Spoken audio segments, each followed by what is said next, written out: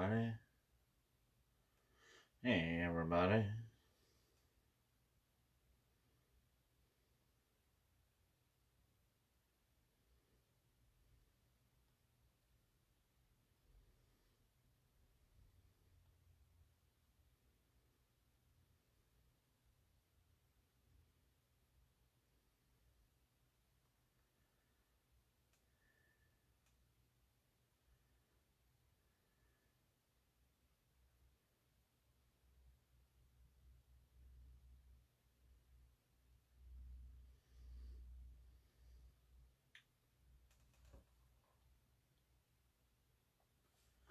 Good old Thursday.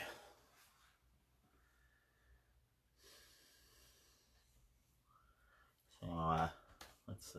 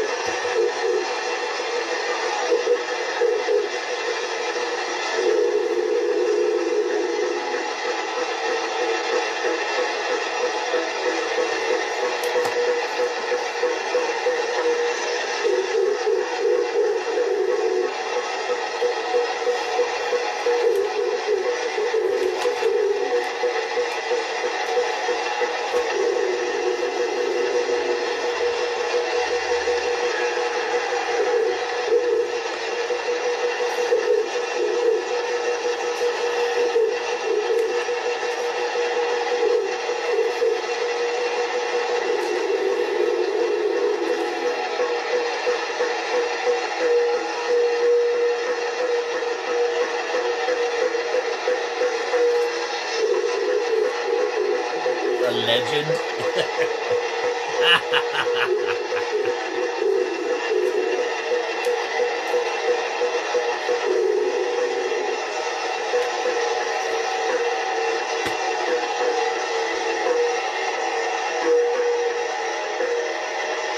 Yes, it is.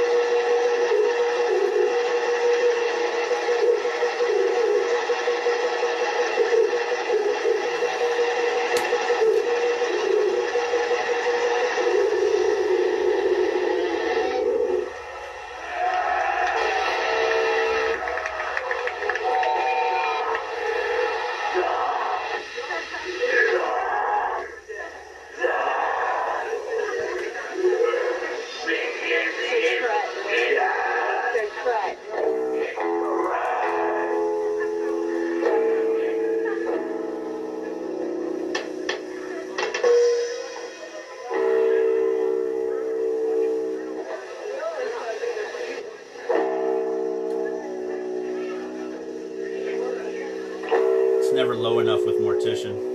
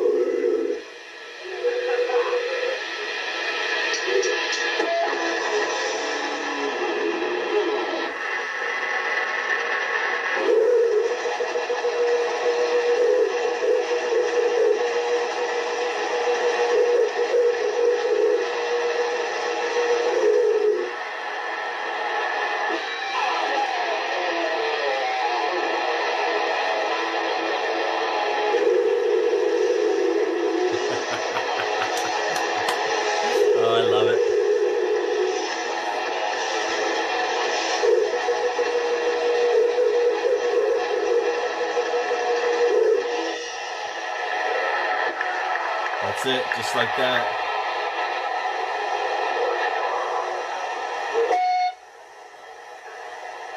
Amazing.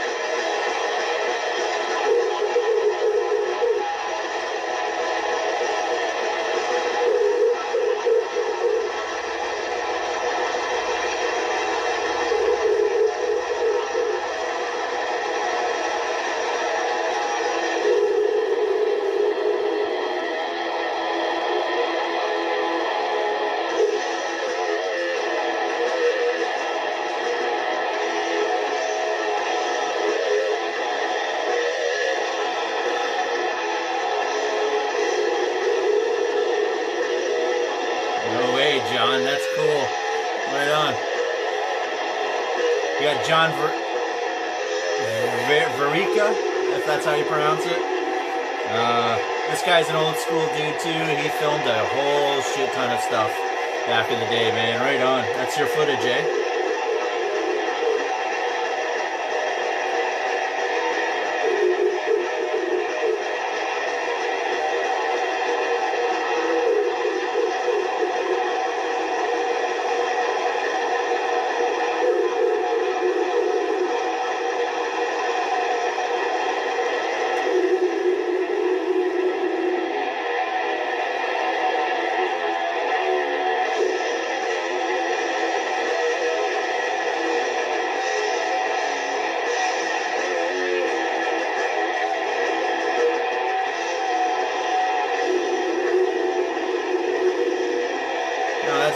It's Mortician's playing.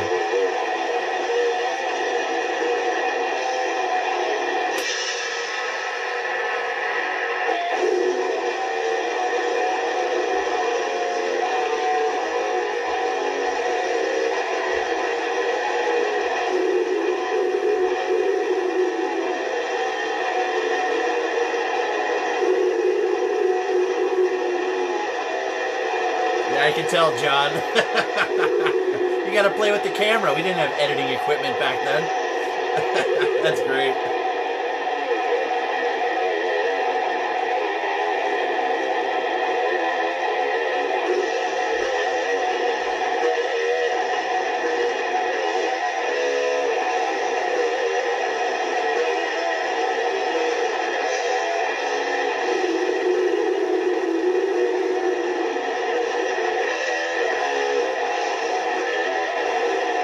That's awesome.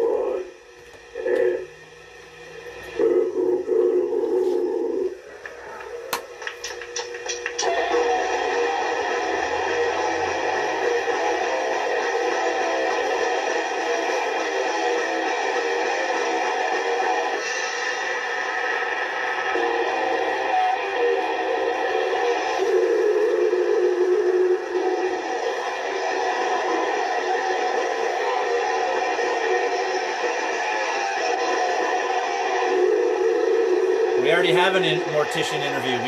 We sat down with Will 2 years ago in New York, so that's going on the documentary. Nickel Cannibal.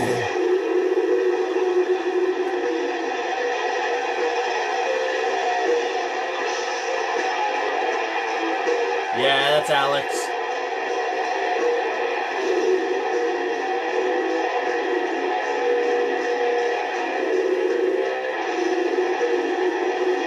Come on, Alex Books is always hanging out with us here, man. He's just one of the dudes.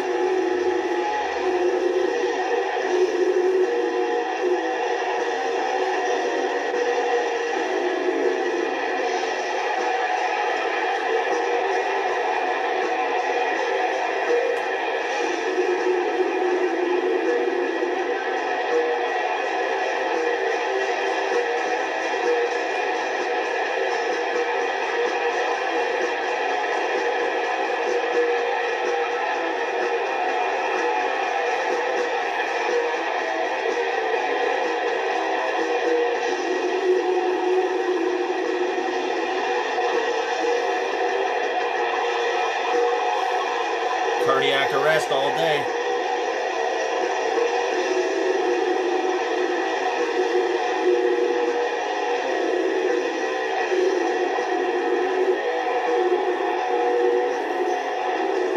Sweet. That's awesome. I gotta watch more of that later. I didn't even know that was on there.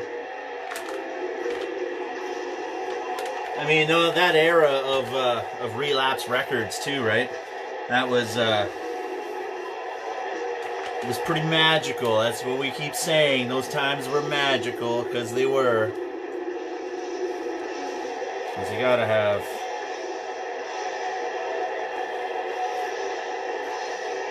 have the fucking Mortal Massacre.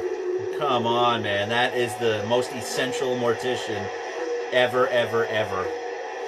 Good old Relapse Records Underground series, right? The singles series. Yeah, this one came out in '92.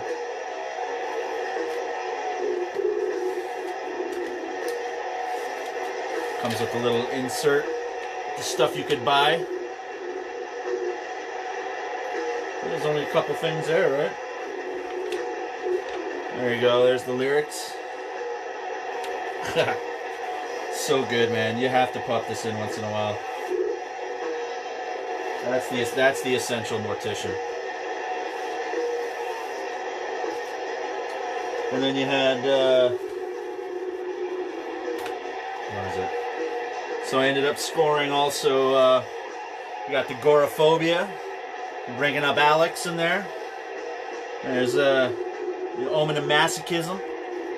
Again, it's the singles series on Relapse Records. Super good. Good old Exit 13. There you go. Fucking A. And then, I mean, obviously we got, we're chatting with John here.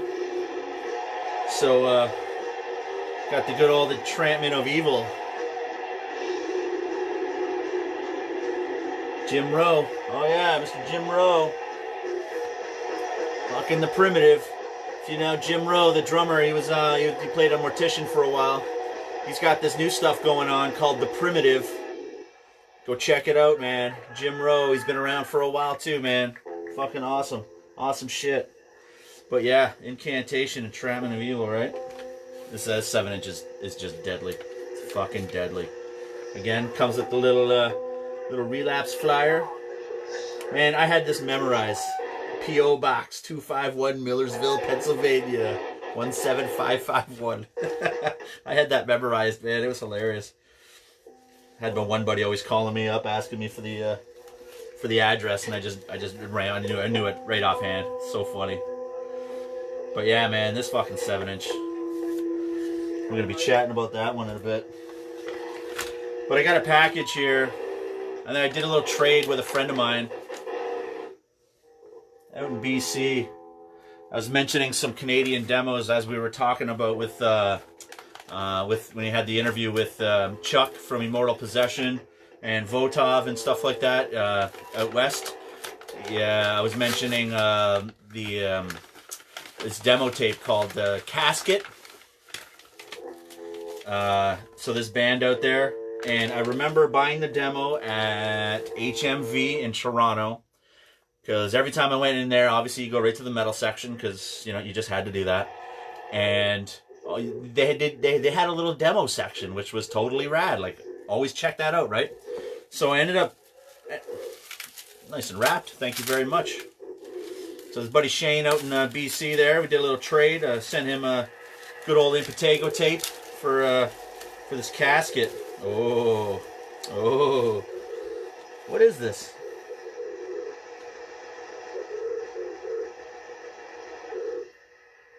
As Serenity Fades. Ooh. Now what's this? Night in... What is that? Night in Gales? Night in Gales? I'm not sure, Shane. I'm sorry. I can't read every logo. But yeah, there's some sweet patches, man. Fucking A. Always love the patches, man. But there's this band. This is a band called Casket. Oh, of course. Of course I drop it. First thing. Yeah, so they put out a demo called Mutilated. This was back in '94. And I picked this up at HMV. I totally remember it. Because, I mean, the cover itself is just... It's got a gory, you know, bloody. It's got some meat and some blood and guts and stuff. So, I'm like, yeah, I gotta check that out, obviously. And I didn't mind the demo. It was actually, it was, you know, super lo-fi garage recordings and stuff. But they packed a punch, man. And unfortunately, I mean, I loved my tapes, and I always had tape players in my car all the time. So you know, sometimes shit got lost, which sucks balls. But so the conversation came up when I was chatting with Chuck from Immortal Possession and Votov there, and Shane pipes up and he's like, hey man, that casket you were talking about, is this the band casket you were talking about? So he sends me a picture, and I'm like, yeah, that's the fucking demo. He's like, hey man, if you got something to trade, let's do it. I'm like, oh hell yeah, I do. So damn straight, man. I totally appreciate it, man. That's fucking awesome, man. Yeah, that was a fun demo. Totally a fun demo.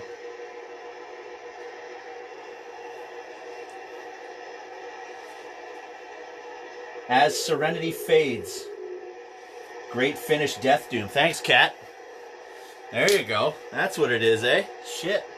See, that's what we do. We pop up, we, you know, throw it at each other. Something's gonna stick. Somebody knows something every time, right? That's rad.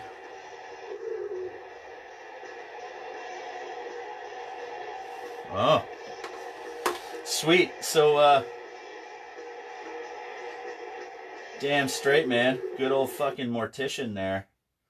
That's amazing. That's amazing. Get out of here. Get out of here. Let's do this.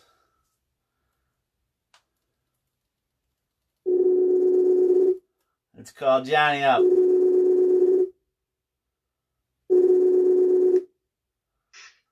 Good day. Hey, what's up? Good, man. How are you? Doing good. Oh. Hell yeah. Good to see you. Right on, man. Hey, it's good old John from Incantation. Good to see you, bro. Yeah, man. Been a long time. Yeah, it's so awesome that you're doing this too. It's really definitely metal as fuck, you know? Just, hey, we got it. We got to do it somehow, whether it's like primitive this way where I have this TV, because everyone's doing the Zoom and all that other stuff, yeah. Right? But I'm like, yeah, I kind of like that, the MTV studio feel where, right? So, yeah. Hell yeah. So that was some old footage there. Yeah. It's so funny to watch that old Mortician footage, even the old Incap footage. Every time I watch it, it kills me on how much I tune my guitar live. I was so nervous. and like paranoid that I'm going to be out of tune. And it's like I should just bought a tuner. I don't know why I didn't. You know, I thought it would be better just to go boo boo doo doo live for like wherever. Not 100% sure if I'm in. Just a blast, you know. And you had Will there standing there the whole time, just kind of looking at you. He's been so pissed at me. I don't blame him. I mean, you could take the live video, like at least a 1/3 of the set is probably me tuning, you know. That's amazing. You had that guitar for a while though, didn't you? That blue one I used there, Yeah. that was my main guitar for like until about '94. It got stolen in a storage unit. When I moved to Cleveland, I got a bunch of my stuff ripped off of the storage unit, and they took that guitar, you know. So that's actually when I started using Mockingbird that been using for years, is because my Mockingbird was always my secondary guitar. Actually, I used to also let Bill Venner use it live when he was playing with us in Incantation for a short time. That guitar was like always the backup kind of secondary guitar. But once I lost my blue one, I was like, well, I guess this is my new first guitar now, you know? And that Mockingbird, that was a white one, right? Yeah, it was a white one, yeah. Yep, totally. I remember that. You didn't have to tune that one as much, did you? I think by that time I might have bought a tuner, you know? I think we finally made enough at a show where I could afford to buy a tuner, you know? That's great. And I see John Verica, the guy who Verica, yeah. That guy recorded a shit ton of shows back in the day, and obviously that was one of them. Oh yeah, he would always. I mean, we filmed a crap load of shows, especially at the G Willikers, but all around he was always around, videotaping shows, or even some of like our party footage back then. It's crazy. He has a bunch of really awesome stuff. It was just great that we had someone back then to document those times, because it's like none of us really thought about taking pictures or doing. I mean, we took a few pictures here and there, but it was just like in the videotape, it was like. It's not now with a phone. It's so easy, Back then it was, like you had to like, think about it. And we just wanted to hang out, and play some metal, and check out shows. Totally, yeah. So somebody in the background had to carry around a gigantic paperweight to try to film everything going on too, right? But we're just very fortunate that John Verica did that, because we had a great scene back then. I mean, G Williker especially had so many great shows, and Gorephobia, Immolation, Crucifier, just a bunch of bands. Corpse Grinder, just a bunch of cool things. Like every time a band would come up, like Carcass played there, Bolt Thrower played there, and he has all that stuff on video from those G Williker shows, and it was so great because it was like an intimate setting. So even like a lot of the bands that, the early heroic bands and stuff that played there, it was just great to see them in such an intimate, venue, they were still playing big places, but, Fran again, he would still book the shows at G Willikers. I don't know how she would get them, but she'd always get some killer shows. We had awesome ones. Played with, what was it, Nuclear Death we played with there, just like, back then it was like a dream come true to be able to play with Nuclear Death, I mean, it was just like, getting to play with some of the sickest bands ever, Rochevore played there. It was just, it was so amazing, especially at that time, just to, like, Fred again, he definitely brought a lot of, cool bands there, definitely. And plus, like that footage too, I know I'm babbling, but that footage from Morticia too, it reminds me of how much fun, how lucky I was that Will, let me jam with him, because it was just so much fun. And at that time, I got asked to play in the heaviest band ever. At that time, I think that might have been the heaviest band that ever existed. I still say it is. I mean, that one album they did, Zombie Apocalypse. Yes. It's so heavy. I don't know if you know, if you get any heavier than that, they might have to like jail you or something like that, you know, because it's too heavy. Well, you just can't put it any lower. There's no more low end. It's as low as you could get. But you know, to get that opportunity to play with like the heaviest band ever, you know, at that time was just so amazing. You know, it was just so much fun.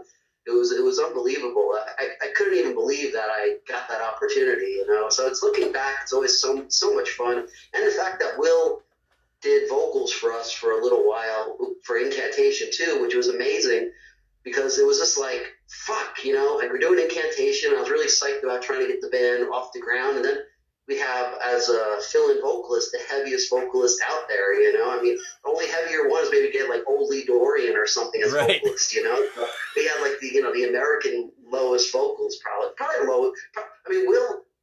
I mean, if you know or remember back in the time, Will, he influenced a lot of people to sing low. I mean, he was really popular with him and Mortician in the Buffalo area, like, you know, kind of where you're from.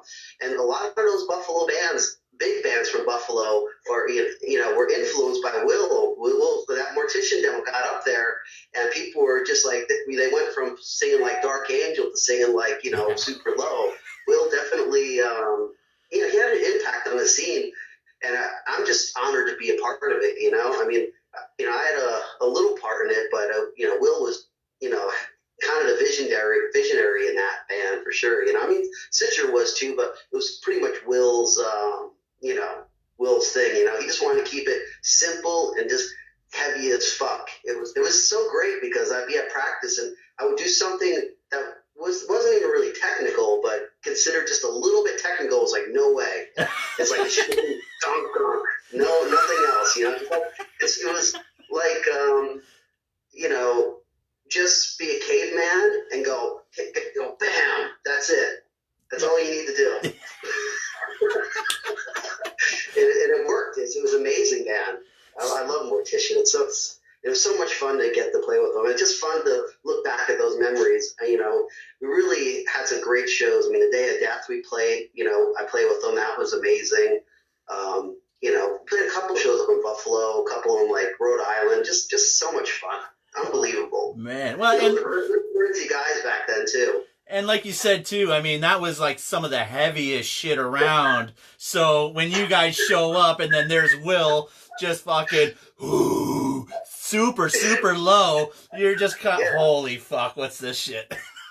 Yeah, exactly. And it was so great because, you know, since he helped out Incantation too, it like gave us such a good template of what to, you know, do or want to do with Incantation vocal wise. Because even before him, you know, Paul Lemmy was singing, and it was kind of like a little bit more mid-rangey, death black metal-ish type vocals. And then once Will got in there, he just, you know, he came in with his low vocals. And since then, you know, we've kind of went that path too. So he actually influenced us. I mean, I knew I wanted the vocals heavy in Incantation, but once Will came in, just went, you know, it was just like, okay, that's it, you know. I just knew whatever we did, it just sounded heavy as fuck, you know. My God, man, that's awesome. Because, well, I mean, who was, Pillard was on that one.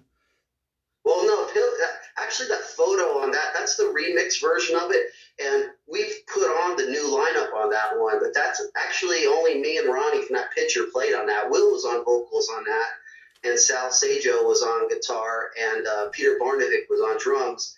And the second 7-inch, the Deliverance Horrific Prophecy 7-inch, that was the first one that Craig, Jim, Ronnie, that was like kind of like the first Onward to Golgotha lineup. But the remix of that, we remixed it with when Jim and Craig joined the band, so they helped remix it.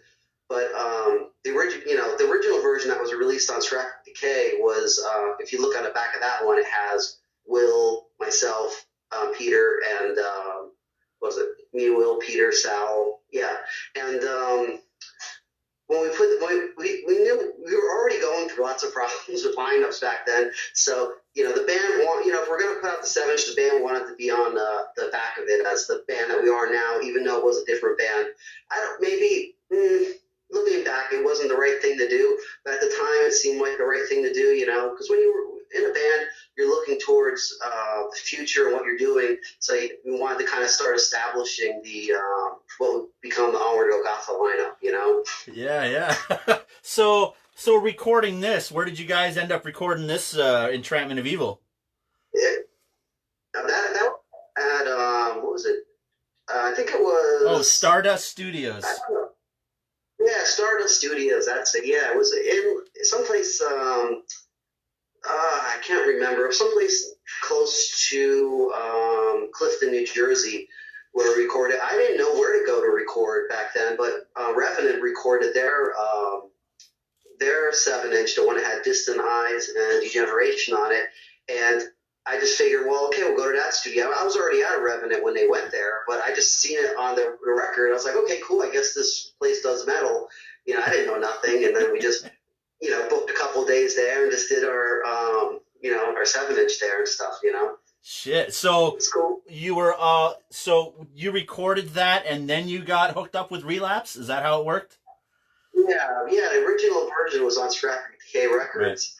Seraphic Decay. The funny thing about Seraphic Decay is that they signed Incantation before we even had any real recording out. We had a rehearsal with Paul Ledney, myself, Aragon, Amori, and Brett Mikowski, which is basically Profanatica plus me. But we were Incantation first. But anyway, he heard that, I guess, or I don't even remember if I sent that to him. I just know that he basically did it because I played Revenant and he wanted to work with Revenant. And he said, well, since you're out of Revenant, why don't you do a 7-inch with your new band? And I was like, yeah, of course. I mean, for me, it was great to get that opportunity, you know, to be on vinyl. And then it was funny because when I sent him the demo, finished demo, he got back to me. He's like, dude, you don't know how stressed I was, dude. You're like, I was so bummed out. If I got this and it would have sucked, you know? Like, I already told you I want to put it out. And so I was like, he's like, dude, I'm so happy and I like it, dude, because, you know, I feel good putting it out now. Because he signed us without actually hearing it. And from the Paul Ledney version of Incantation up to that demo version, we grew a lot in that time. I mean, we had, you know, Will filled in on vocals, and when Sal Sajo and Peter Barnovic and Ronnie Dio came in on the demo, it really just like, it kind of like the pieces started falling together, you know, of the band. It just got heavier. The cool thing back then is like everything we did seemed like got heavier and heavier and heavier and heavier and heavier. And it was just like, it was so amazing to be around where things just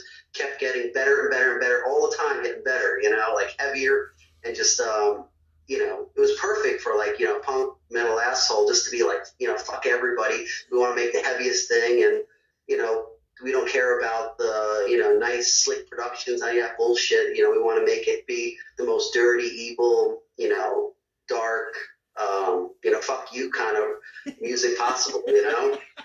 Like, you know, it was kind of like, you know, yeah, if you're like a poser, it's not my problem if you don't like it, you know? It's right. Like, you know, we were there to like corrupt people's minds, you know? It was a fun time. It was a great time. Well, and especially at that time too, man, everything was still growing and people were still finding out how studios worked, how, you know, equipment worked, pedals, guitars. Nobody knew anything about shit back then. So it was all fun and fresh. So like you said, you wanted to get heavier and brutal and everything like that. So it was like, okay, well, let's record at the studio that Revenant did. Because, you know, Revenant was already somewhat based. And then right after that, you ended up doing the Seraphic, and then that ended up turning into Relapse. And then all of a sudden, it was just like, okay, like, now it's getting heavier now, so what's next, right? Yeah, it was just crazy, because you went from, I thought the Entrapment of Evil, which the Entrapment of Evil 7-inch and the demo are both basically the same recording session. But, you know, once we did, like, we did some home demoing at that time with some of the Incant songs. But once we recorded that Deliverance Perfect Prophecy 7-inch, which was originally supposed to be a split album with Amorphous, it was, you know, it sounded so fucking heavy, you know? And we were just so happy the way it came out. But it was just crazy because we went to the studio, we went to, what what was that? I can't, the Track C studio, and the engineer was the guitar player, I think, for this poser band called American Angel. So, you know, but he did some good stuff. I think he was already worked with Sepultura. He did, what was it, Demolition Hammer and stuff. So he had some experience with it, but when we went in there, we were just like, you know, we came in with kind of Mortician vibe, where it's like, we just want everything heavy. Just, you know, he's like trying to ask us like what we're looking for. We're like, you just want it to be heavy as fuck, you know, evil, and dark, and twisted, and you know, and he's just like, what is that? What does that mean? I mean, because nothing was like, you know, actual tonnage. We were just like, tonnage. We just want it heavy. Just, you know, if there was a brutal and heavy button, we wanted to press that one, you know. And it was actually a pain in the ass to do an album like that, because we're trying to talk to people that don't understand what we're even talking about, you know, because, you know, they think you want it to sound like, I don't know, like a Sepultura or Demolition Hammer, which is, it's great for them, but that's not what we were, you know. But before us, there wasn't a lot that was like us. Maybe Mortician was Immolation, possibly, you know, is close to the same vein, but it wasn't like that big where, you know, you go to a studio and be like, oh, we're a death metal band. They're just, you know, looking at you like you're from Mars, you know? Yeah, pretty much, right? I mean, yeah, because there was nothing to reference to then. Yeah, and they try to reference it to thrash, you know? And yeah. I was like, no, it's not that at all. No, that's wrong. You know, it's like that I mean, back then it was like, you know, that was like so lightweight, you know? It was just like, no, you know, I mean, you know, if you get, you know, have that, you know, clean the picking or whatever, like, no, that's totally wrong. We want it to sound like, you know, just a big, heavy, crushing thing, you know, crushing your soul, you know? And there was nothing wrong with the thrash and everything, obviously, but I mean, like, you guys are just trying to find some new sounds and some new feels and. Yeah, no, I mean, I grew up on metal and thrash and everything, but the goal with Incantation was to push death metal to the limits, you know? And, I mean, really, if we had any band, I mean, there were a few bands that really influenced us, like, you know, kind of Possessed, I would say, and, like, Necrophagia and, you know, Dark Angel and... Necrovore. Stuff like, yeah, Necrovore, stuff like that. So it was like... But, you know, we wanted to do what Seven Churches did to thrash, where it took thrash to another level. It was something different than everything else that came out. It had a darker, you know, satanic kind of vibe to it. And that's kind of what we wanted to do with Incan. At least in my brain, it was like that. I wanted to do that kind of album where it was like, this is this. This before us, there's before us and after us, you know? And that, you know, we didn't know that we were going to, you know, be, say, trendy 20 years later or whatever, but back then it was just like, we wanted to make that statement. This is who we are. This is how we look at the way death metal is. This isn't the way that Earache looks at death metal. This isn't the way of, you know, any of the thrash bands that turned into death metal bands. You know, we were arrogant assholes, but we, you know, when you're a young kid, you just want to tell the world to fuck off, and we want to, you know, we want to be the heaviest assholes out there, you know, or at least, you know, be in like the top 5, you know. I mean, there was some good competition. I mean, you had freaking Rochivore, which was, you know, like, dude, I remember, you know, watching Rochivore play back then, and, you know, like, you know, all of us, like, say, the Go Gotham line, like me and Craig, Jim and Ronnie, we watched them like, fuck. It's so fucking heavy, you know. It's like, and it would just inspire us, like, dude, you gotta turn it up. We gotta be heavier than this, or at least we don't want to be like the posers out of everybody. You gotta make it heavier. So all these bands were like watching each other be heavier and heavier, and it would like influence you to want to be heavier, you know. No, totally. It was just so great to hear. I mean, to hear the greatest thing about Rochivore was when what's his name, Mark, and what's his name, the other guy. I can't think of his name. The blonde guy. I know he's like my friend, and I don't even remember his name. Oh, yeah, because he was the one that ended up bringing the. They did like a couple reunion shows about 6 years ago or whatever in Buffalo. There, Brian Patterson ended up bringing. Fuck, what's his name? Yeah. God damn. I can remember it, but never on the spot, you know. Yeah. But Anyway, the bottom line was it was great when they were doing the switch off vocals live because like one of them would go like super low, and the next one would come. You expect it to be like a higher, like say Carcass. Another one would just be just as low. So to be switching off vocalists live, but they would both sound the fucking same low. It wasn't like there was like no reason to really switch it, but it was cool that they were doing it, you know. Hey, trying it different, man. Just trying to figure. Nobody knew nobody knew what to do back then, so it was like, all right, let's do dual lows, right? That's great. Yeah, maybe it was like, you know, one of them was doing it so, you know, one of them needed to take a break because they were so low that they needed a break. So they figured, well, we'll just switch back and forth, give each other a little bit of break to get our breath again, you know.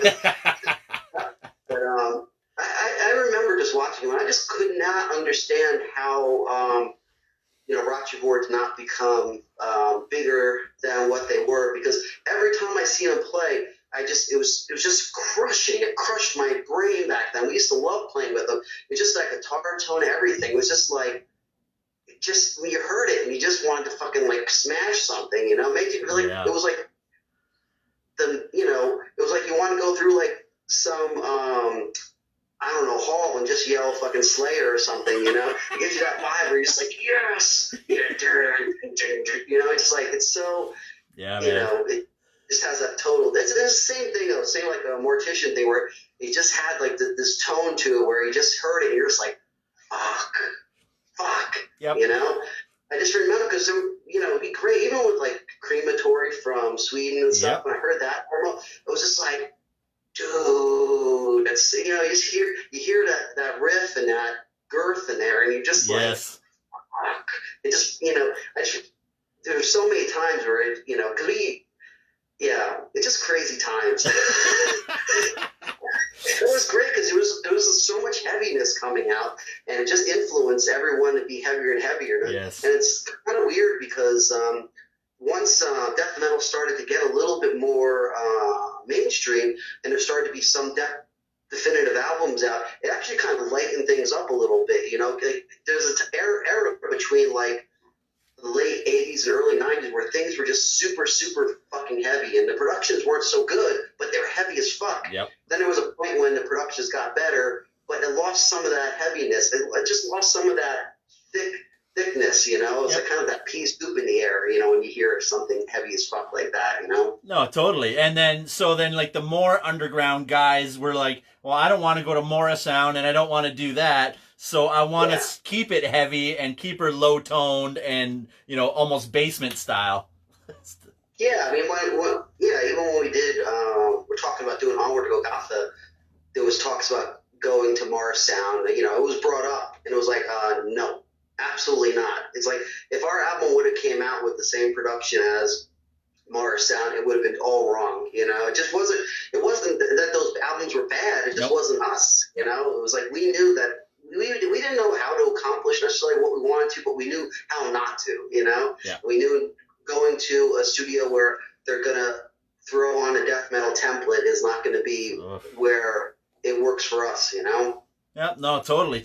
So after Entrapment, you ended up going to the next studio, recording the second 7-inch that came out on Relapse. Delivery, and that did really well for you guys, which obviously kept the momentum going to go into Onward.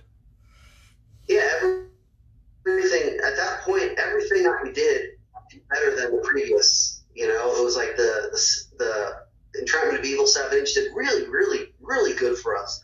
And then Deliverance came out, and that did amazing too. I mean, I don't know what the difference was in sales, but it just seemed like the momentum was building up, you know? And then, you know, when Onward to Golgotha came out, you know, I knew we were happy with the way it came out, but we didn't know it was going to do quite as well as it did, because we knew that we weren't going to cater to the crowd that liked more what we call commercial death metal at that time, you know? We knew that, okay, it's a limited market, you know, or whatever, but then it came out, and the reaction was phenomenal for it. So it sold like hotcakes, and we did our first major tour was with Entombed for that album, and it just it just took off like crazy. When people watched us on the Entomb show, people were just dying to hear something that was going to crush their brains. And it was like a whole new generation of people that were just like, there's a whole new bunch of brains to crush on that tour. It was really an amazing thing. We did great tours before that too. Even we played with Pungent Stench, or it was not after. I think we played it with after we did that Pungent Stench tour, which was phenomenal. Great to play with those guys. I was such a huge Pungent Stench fan at that time. You know, unbelievable, man! Holy shit! And even after we did that 7-inch Deliverance for Prophecy 7-inch, that was 91, and I think we toured with Milcott and Phlegm in Texas and stuff, and I mean that was amazing too. And you know, the tour with Phlegm and Anal Cunt, those are two really brutal, chaotic bands, and at that time, super controversial as far as just how insane it was. But we fit almost better with those bands than we did when we played with like regular death metal bands. It's like, because it was just like a chaos that those bands had, Yeah. It was amazing. It was so much fun to play shows like that. And yeah, we always kind of fit in better with the real underground kind of stuff. The more bigger and commercial bands, always great to play with, and it's awesome. But back then, it was just fun to just do a underground show with like Phlegm, Anal Cunt, and us. I mean, that's so much piss and vinegar on that set. It was just a blast, and it got us more pissed because we see AC would come out and they would just start punching people in the head, and I mean, it was just insane. And then Phlegm was also just so chaotic. That demo they had, I can't think of what it's called offhand, but man, that was so heavy. We used to love playing with Phlegm. We loved the real raw stuff. We want, like back then especially, even now, if I listen to Carcass, I want to listen to Recapitulation. I just want to hear, just hear, and that's all. If I want to listen to Carcass, that's all I need to hear. I don't need to hear an actual guitar note. Well, you got to at least like Symphonies of Sickness. Yeah, Symphony of Sickness was really the last one I like. They did the Genital Grinders and a couple other songs for some kind of comp or something that was good back then. I got through tape trading, but once they cleaned up, it just wasn't for me because it was a little. I always thought they sounded. Well, as soon as they cleaned up, they sounded a lot more like Megadeth. And Megadeth is a great band for what they are, but it wasn't at all what I was interested in back then. And even now, I mean, I'm not really a huge Carcass fan as far as newer stuff. But right. Hey, people change; they want to do different things. But for me, I'm always gonna, want to hear like regurgitated giblets or something, or just anything where. It's just, because at that time, that Recapitulation, even though the production sucks and stuff, it was really ahead of its time as far as how sick and worked it was, I mean, I think when I heard, I heard that after I heard Napalm Death, and Napalm Death was already so brutal and heavy, and then I heard Carcass, Recapitulation, and I was like, how can it be brutaler? And they did it. They made it brutaler, I mean, it had the guitar soldier sees like dive bombs and things exploding, and you thought you were in war or something like that when you heard that album. It was great. Yeah, man. They definitely upped the grindcore level on that, right? Because I mean, Napalm had their style, the DBD kind of punk hardcore, and then Carcass came in there and they kind of made a couple extra riffs on top of everything else. Like you said, they're dive bombing on top of things, and just like, you're like, what the fuck is going on here, man? Especially with that production. Yeah, but I don't know. I mean, I guess what it is a lot of times is people usually is their favorite album is usually the one they first heard by a band, and I heard Carcass on Recapitulation, so it's always going to have a special place in my heart, it's like different, people get into a band a later date and they say might have changed their style somewhat or something. That's their point of reference. So I understand that a lot of people might not understand that, that way of looking at things. But if you look at it from, Recapitulation, the Symphonies of Sickness, those were like monumental albums at the time, and a lot different. I mean, but they did the monumental albums in other styles. It just wasn't my preference, we'll say. Yeah, I liked necroticism. I didn't mind that or whatever, but like you said, it was getting a little flashy. Yeah, but those, I mean, the Carcass guys are actually really cool, really nice guys. So it's like I have a lot of respect for Totally. them, and I appreciate it. But just for me, you know, I'll take regurgitated giblets any day, and you know, I'll pass on. Was it Rotting in the Free World? You know. Oh my God! Don't you dare bring that up! Oh my God, that was such an embarrassment. Yeah.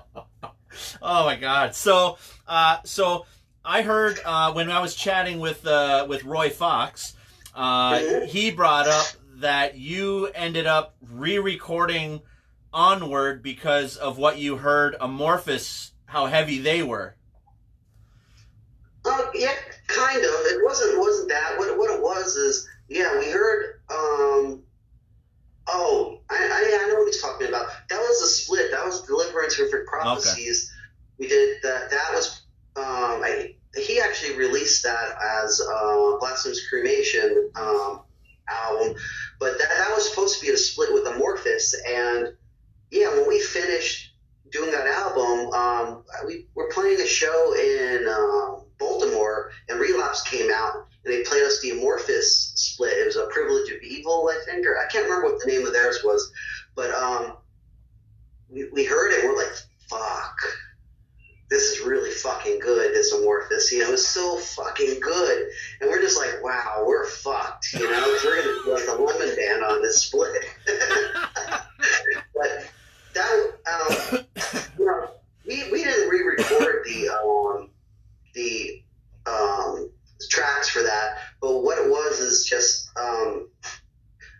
we were going to release it anyway, and Relapse ended up not doing the split, not because we were scared to do it with Amorphous. It was just because the distributor didn't want to distribute a split album. But what we did is those songs on there, we re-recorded them for Onward Golgotha, because we thought that when we did the split, after listening back to it, we thought we played the songs a little bit too slow. And it was my fault, because I told Jim on the recording of the Deliverance, I told him, try to hold back a little bit when you play, because in the past, when we recorded stuff, we thought we were playing things the right speed, and they would come out too fast, you know? So let's try to, if you slow everything down just a little bit, then maybe it'll come out the right speed later on. But Jim was way more disciplined than any of the drummers we had before him, you know? So when he played slower, the song was just slower.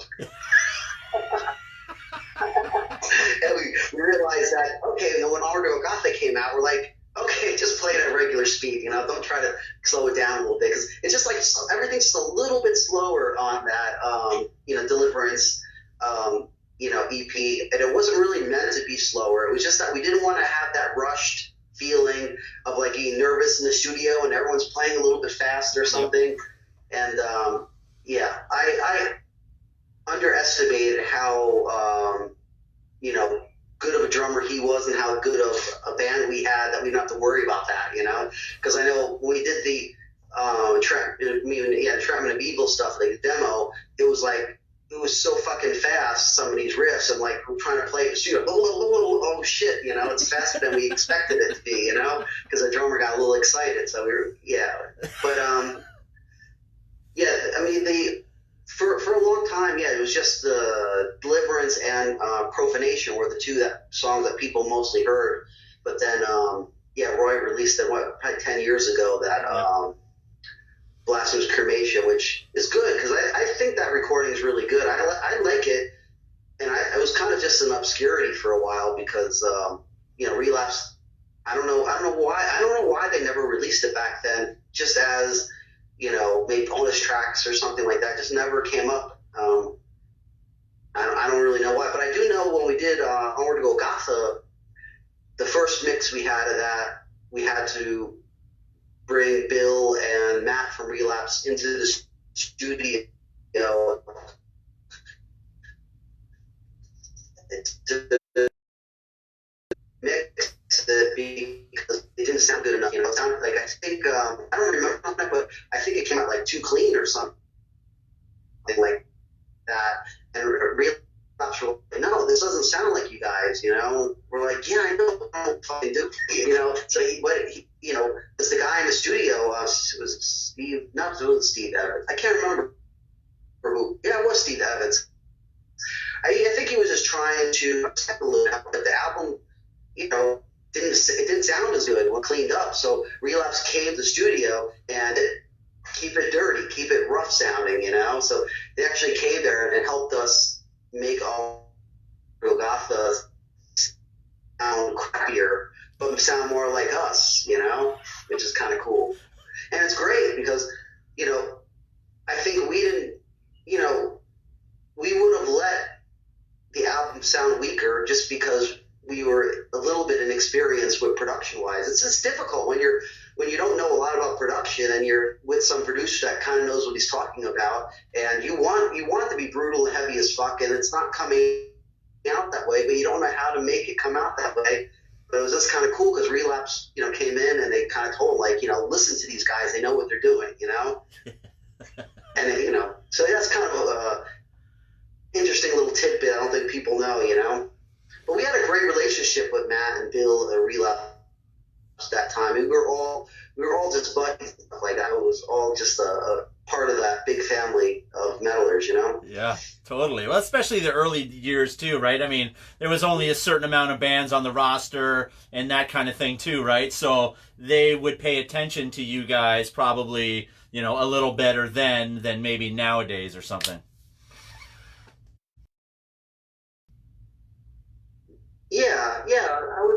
I guess so. And it is kind of funny though, because part of the problem we had with Relapse too afterwards was the fact that they were a little too close to the band, you know, and it was like, what, you know, it was problems with the band. The record label should be more neutral, but it was just early on for them as a record company, and then, you know, we were friends, so it was like, you know, they sometimes it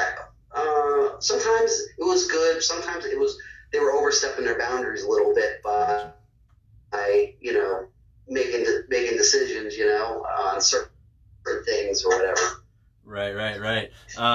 But I mean, obviously, you guys stuck with them for quite a while because I mean, it's Relapse Records, pretty much, right? Well, yeah, well, after we did Mortal Throne Nazarene, our relationship with them totally sucked. So we actually tried to get off the label, and we had a deal with Repulse that they were going to do that, the Forsaken Morning of Angelic Anguish EP was going to be they had some kind of deal where they could release their album and they give Relapse a certain amount of copies to buy out us from Relapse. And it was just a crazy thing because Repulse, you know, paid for the recording, did the album, but instead of, they didn't send Relapse the copies of the records on the deadline that Relapse had. So Relapse ended up taking the record back from Repulse, and you know, we ended up releasing it on Relapse again, which ended up, even though it wasn't what we wanted, it ended up being a good thing for us because the EP did really well for us and really well, you know, really set us up for Diabolical Conquest really well. But at the time, you know, we were really looking forward to getting off Relapse because at that time we just felt like it wasn't, they were starting to go in the more the noise range, like with Naminax and Merzbow and stuff like that. And we're just like, I don't get it. Like even Bill Yurkevich from Relapse, I did an outro I did on the Forsaken Morning, and he said, he's like, I love that outro, it's so great. And I'm like, you like the outro? Like is that your favorite part of the album? Is the outro? And then you know, he's like, they should do a full album of just, you know, that kind of stuff. I'm like, a full album of outros or intros? Like, right. That's just weird, you know, because I didn't look at it like at the Ghost Things were songs. They're just, you know, atmospheric stuff to like end the album or whatever, you know. But like, he wanted me to do an album of this noise, you know, noise stuff, and I'm just like, I can't do that because I would just set it up as an intro and an outro. You know, I could do like an intro and then make an outro, and that could be the album. You know. So why was there Upon the Throne of Apocalypse and then Mortal Throne of Nazarene? Yeah, that was a crazy situation. Yeah, it was a sad time in the band when we did Mortal Throne of Nazarene. There was just there wasn't the enthusiasm within the band. The band we were just falling apart. I mean, to be frank about it, I think that I was pushing everybody super hard, you know, because I was so excited that Onward to Gotha did well, and I wanted to really follow it up with another strong album, and I didn't really want to rest at all. You know, I was like, I gotta strike while the iron's hot, keep going. I just was young and I really wanted to push really hard, and I think I pushed so hard that I pushed almost everybody out of the band. Wow. You know. It was a terrible situation, you know, because I didn't really mean to, but, you know, that same pushing that you want to do to really have a great band and everything, and that people really liked jamming with me about, was also the same thing that people, when they didn't want to finally take a break, and I was like, no, I want to keep going, it kind of, you know, it's like the same thing that attracts you to me is the thing that pushes you away at a certain point, you know? Yeah, but so you were pumped though. Like you said, the momentum was there with Onward, and you're like, holy shit! Like we have to, like, let's go, more shows, more tours, more recordings, everything. Yeah, and you know that always happens though. When a band gets to a certain level, it's like not everybody expects it to be that big or wants to continue with it, or, you know, I mean, there was just always some kind of behind the scenes issues that happen between different people in the band, or ideas, people changing ideas. I mean, there's a million reasons why things can get kind of you know, screwy or whatever. And it, you know, with that the recording of Mortal Throne, it was just such a clusterfuck. I mean, we had a touring drummer. We had John Brody from Deteriorate was filling in on drums for like touring and stuff. Even some of the writing of the album, we were working with him, and we did it before with other members too. But at the time of recording, Brody wasn't ready to record the drums to that album. It just wasn't sounding as strong as it needed to be. And so Craig brought up to bring back Jim to do the album, to play drums on it. And I mean, it was the right thing to do at the time, because we didn't want to have an album where the drums were less, you know, not as good as the last one, you know, or whatever. So we brought Jim back, and he did an amazing job on the album. But there was tension because he was already out of the band for a little while, and like none of the issues really got resolved. It was just that, you know, I think he liked playing, and he liked the music and stuff, so he wanted to do the album. But the thing was, when we did Onward, we were a group of guys that were all focused and like, yes, we're gonna do this together and really kick ass. And then once it was Mortal Throne, it was more like, you know, Craig and I were, you know, trying to, you know, keep it together, I guess, and everything else was kind of just a little bit out of whack. And there was just a lot of tension in the studio and stuff. We kind of had a different do our band feature and stuff like that. It just was a lot of problems. So I didn't go to get everything worked out and stuff.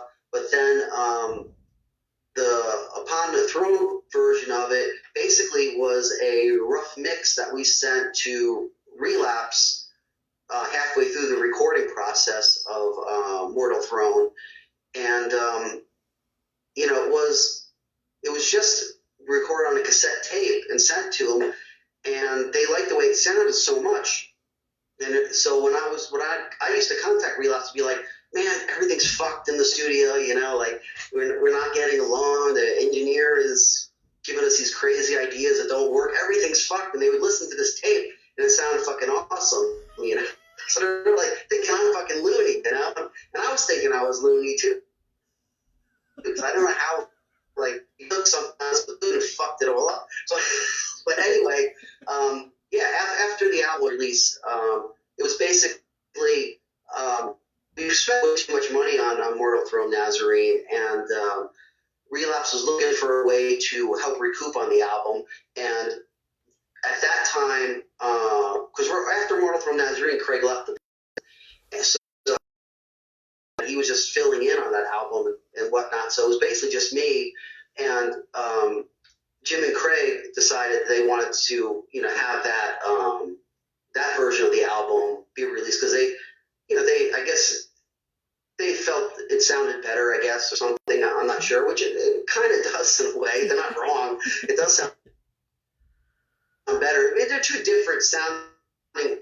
If you listen to both versions, they sound like distinctively different albums, even though it's the same basic record or whatnot.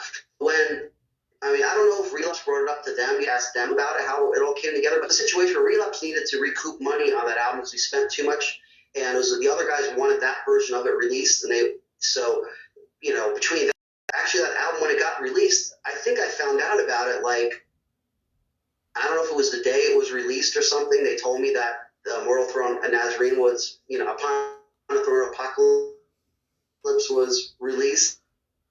And that's the album, but it's in so I didn't know about it. So I freaked out on me, you know. So that's why some bad blood happened back then. And I was like, I didn't mind it being released. I would have been a willing participant in it, but I just wanted to know that it happened. And actually, if it would have been re-released, I probably would have. What I thought about is like, well, why don't you put on the songs that we recorded on the Deliverance 7-inch on there too? So for re-release, at least it has all the Mortal Throne Nazarene songs plus the old songs from the split with Amorphous, so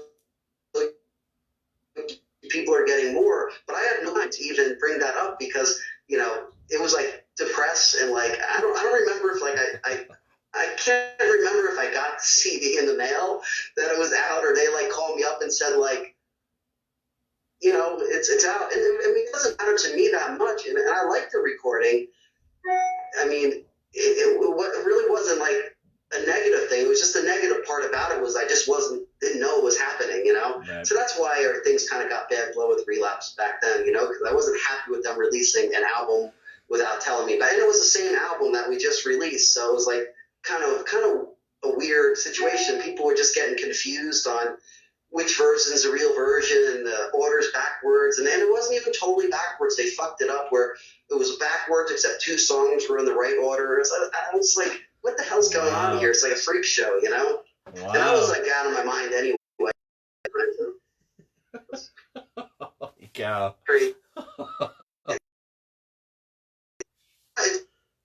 It's too much to even explain. It was a really weird, it's really weird. That was weird, you know. But it's good. I mean, it's like cool, whatever, you know. Either way, you know, it's still music that I had a huge part in either writing or playing on. So it's like, as long as you guys enjoy it, that's cool. It's not, you know, it's no big deal on my end, you know. It's like anything that we've done in the band. It's like even when people come up to me and be like, I only like, you know, the first. You know, I'm like, great, awesome, thank you for liking something I did, you know, especially as a death metal band, you know, anything I ever did, should be extremely grateful, you know. It's more, you know, the intention of writing this music was like, let's just be an asshole, you know. Yeah, totally. and some will say I did a really good job of being an asshole, you know. Oh, geez.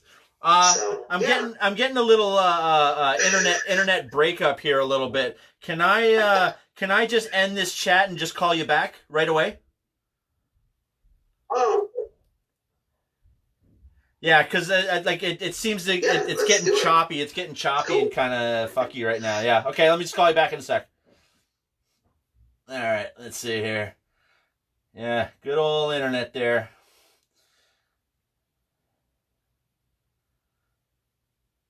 I was getting a little choppy on some of those answers there, and like John, I mean, we could fucking go on for hours with this shit. That's awesome.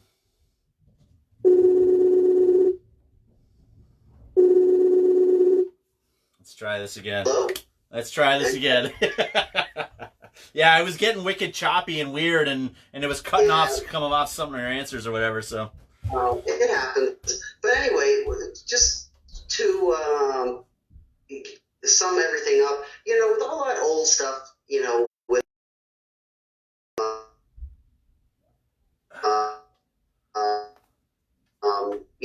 Mortal from Nazarene, all that kind of stuff. It's like, so long ago, and there's just like anytime you're working with different people, everybody has different perception of how things are going and what happened and what. So all involved with it. You have 4 people there, you have 4 different stories and how everything went down. Right. And all I could ever do is I could always just tell people from my perception of it, because I could be fair about it, and I was not so easy to deal with a lot of times. I am a hard worker, and I push people really hard sometimes, and I could be a pain in the ass. I'm good at that, but it just when I talk about this old stuff or whatever, I only tell people what stuff I remember and the way I from my point of view, and you never take anything 100% from one person's point of view, because you got to see things from other angles and stuff like that, and everyone's opinion on that stuff is important, because sometimes when I hear what other people say, some people will say that I'm not telling the truth on the way it actually happened. Well, no, I'm telling the truth on the way I see it. But just because I see it one way doesn't mean that someone didn't see it another way, Yep. I mean, that happens all the time, Yep. No, totally. And I mean, and it's not like you're being a jerk about anything and how, just stuff worked. It's just, like you said, this is what you felt, and this is how you felt about everything, and then the other members and just Relapse. So yeah, I mean, it's take your own interpretation out of this, right? Well, no, the thing is it's obviously it's fun times, and there's a lot of positive stuff that happen, but it's and all the problems are water under the bridge for a long time ago, so it's not like I really care about any of that stuff that really happened. I look back, and there was 10, 15 times more great, fun, positive times that we had than some of the drama times, It's like I concentrate on the great times we had together. I mean, to play with, especially the Onward to Gothland, to be able to play and be a part of that synergy that we had in the band at the time was just so amazing. It's so much fun. And, it's sad that, things didn't work out, say, in the long haul with all those guys, but, just to get the opportunity to play with them for that short time and to have such great things happen is something that I'm always going to be grateful for. It's a great time. I mean, to be in a band that we were just a bunch of assholes trying to play the heaviest, brutal stuff ever to what we ended up becoming from Onward to Golgotha. That ride was amazing. A blast. I bet, man. Of course. And like you said, when you guys toured with Entombed or whatever, that you opened the doors up for all kinds of other people to enjoy Incantation, and just went from there, I guess. Yeah. It was really funny because one of the shows he played for Don Decker, rest in peace. He was he would book shows in. I think it was Minneapolis, St. Paul's. We played that place that got 7th Avenue, the place that, like, what was it? Purple Rain was filmed at or whatever. We played that place on that tour with Entombed. And the Don Decker was the guy booking the show. And we got to the show, and he was so fucking pissed because Exorder was supposed to be on that tour. And we ended up taking their place halfway through. I'll tell that story in a minute. It's really funny. But we ended up taking their place on that tour, and he was so fucking pissed, because he's like, I bought this fucking show because I wanted Exorder on it, And then after our set, he was like, holy fuck. He's like, that was the most awesome thing I ever seen in my life. I was like, fuck Exorder, It's like, I'm so happy you guys came here and play, Like, I wouldn't go that far. I mean, I wouldn't say fuck Exorder, but he was really like, he was just trying to express that he was pleasantly surprised that, he was expecting, you know, more of a thrash band. You know, they were more of a thrash band, maybe heavier Pantera kind of thing. Yep. And, you know, the replacement band was just, you know, a bunch of cavemen on stage playing the heaviest stuff ever, you know. So it was a lot of fun, you know. But, yeah, the X-Order thing, it was a crazy story because, originally the tour was Entomb, Dead Horse, X-Order. And we just played one show with them in New Jersey over at Studio One. But halfway through that tour, I guess one of the guys from X-Order like took a dump back on the backstage platter and you know, at the club and like covered it up, you know, like I don't know, some, you know, lid or something. And I guess when, you know, the people going to clean up the place pull it up, there was a big loaf on the plate, you know, and they basically got kicked off the tour for that. And we ended up, you know, jumping on the tour and taking their spot. So it was kind of like something got fucked up on their end, and we ended up getting that spot. And that after that, it really took off real well after that. Jesus Christ.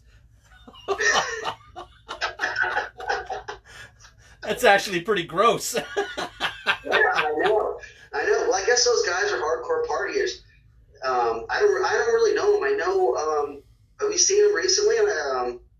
One of my friends here, Scott, knows the guitar player real well, and they seem like really cool guys from what I hear. But I guess back then, you know, they were crazy like us, you know. I mean, we never shit and stuff like that on backstage, but you know, some people have different ways of expressing themselves. Yeah, totally. Because we ended up checking them out. They played last year's Quebec Death Fest, and obviously well received, and everybody wanted to see them. And it was cool because after the show, they came right out, and everyone was just smoking joints and hanging out in the front of the venue and stuff. Like it was rad as hell. But I mean, 30 years ago, I mean, everybody was young at the time too, right? So you know, gotta give her.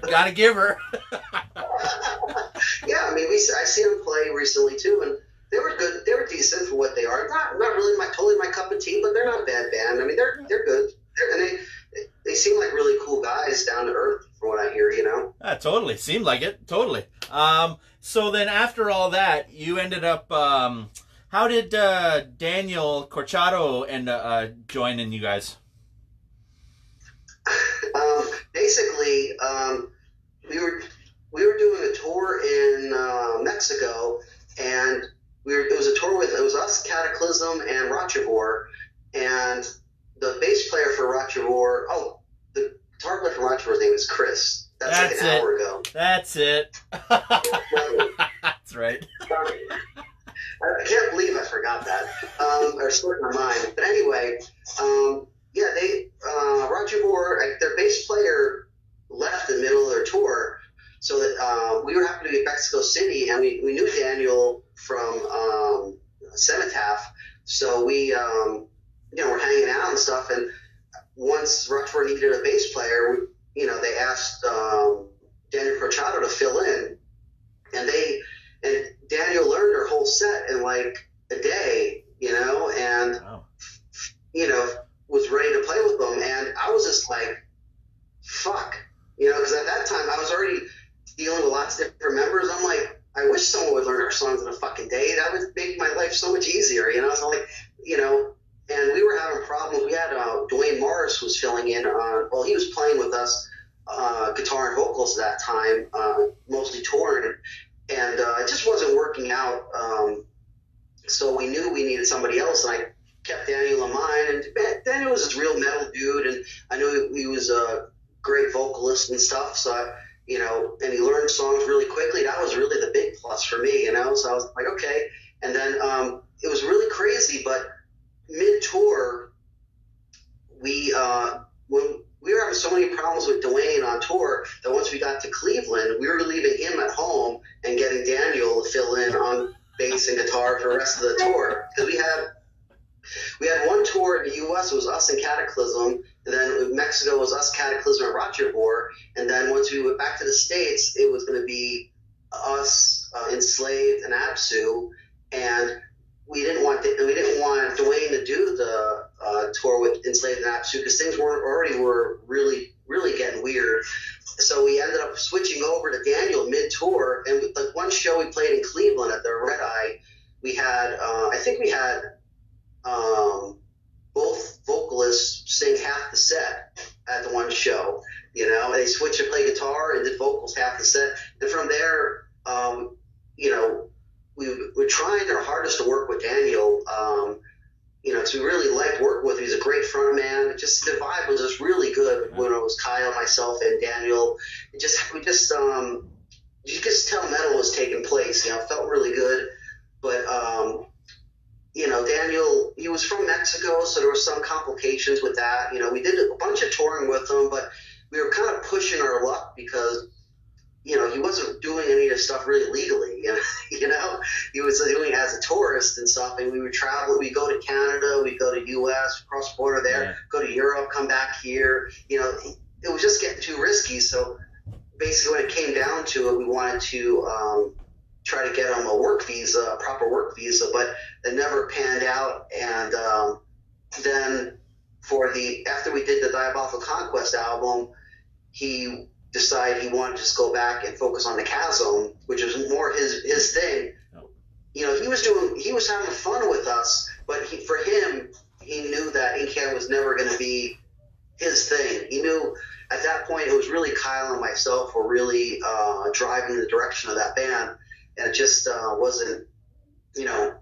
He added some great stuff to the Diabolical Conquest album. He did a great job, but I think he just felt like he wanted to do something on his own merit, you know, which is understandable, you know, because he's a great songwriter in his own right, and why should he have to, you know, dumb down any of the stuff he wants to do because it doesn't fit with us? He should just do his own band, that he could do the stuff he wants to do, and, you know, but it was awesome. I mean, Daniel was a great vocalist, and we had some fun times. I mean, it was fun to tour with that dude. It was a total, that time in the band was a total freak show. I mean, it was just a lot of partying, a lot of just being idiots, being metal idiots. Everything that about being a metal idiot, death metal head on the road, that's what we were doing, just making fun of each other, being assholes, getting drunk, doing stupid things.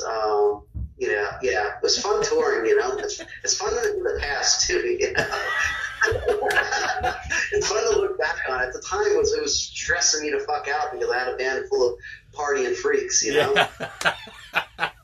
But Diabolical, it did have something new for Incantation itself. Like, I mean, like the production, it wasn't clean, but it was cleaner than what you previously did. The bass was a little turned up a little more on that album, I found, and it just seemed, I don't know, you were trying some new things. Is that because Daniel was in the band? Well, I mean, some of it, I mean, every album you do has elements of the people you have in the band are part of it, you know, so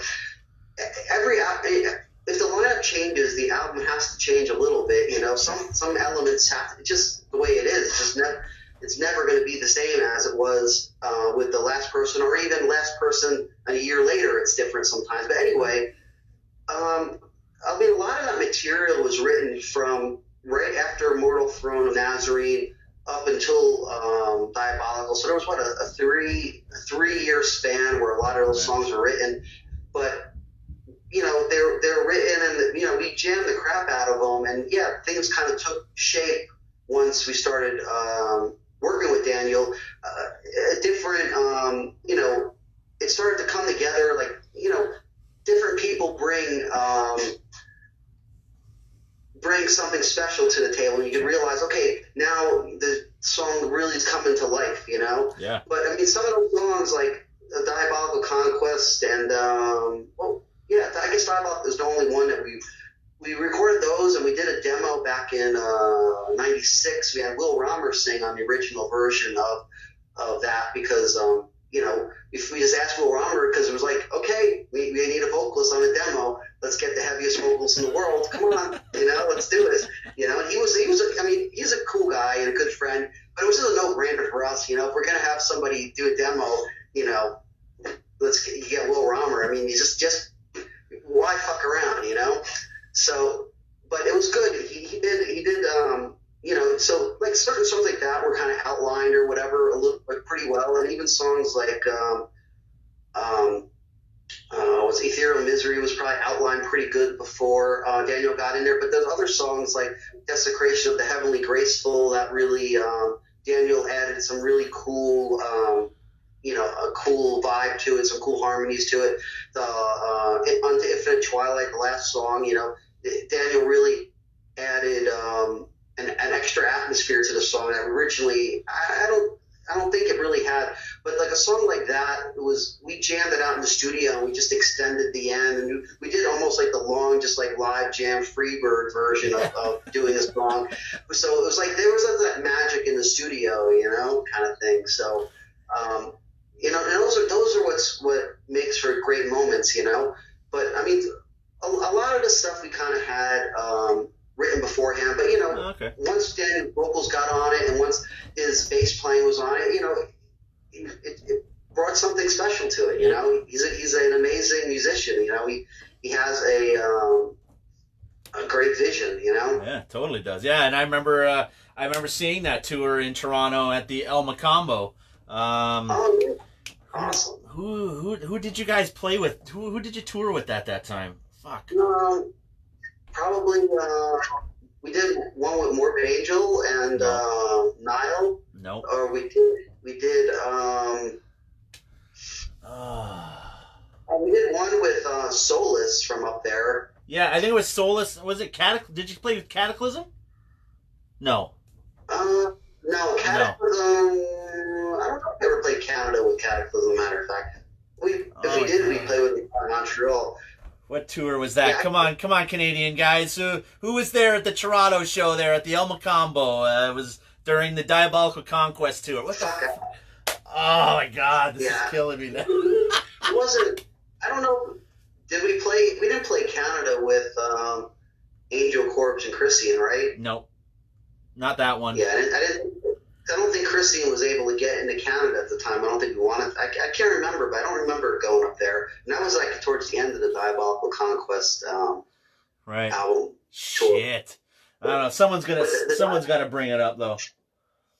But that album, it was a super important album because it kind of like, it was kind of another album that was just kind of like, fuck everybody, we're just doing what we're going to do, and if everybody hates it, then so be it, And it came out and it fucking sold like wildfire, hotcakes or whatever. I don't know what the hell, we didn't expect it at all, but I don't think we expected it anytime our album sold. We're always like, what the fuck's going on here? Like, what's wrong with people? Why do you like this crap, It's like,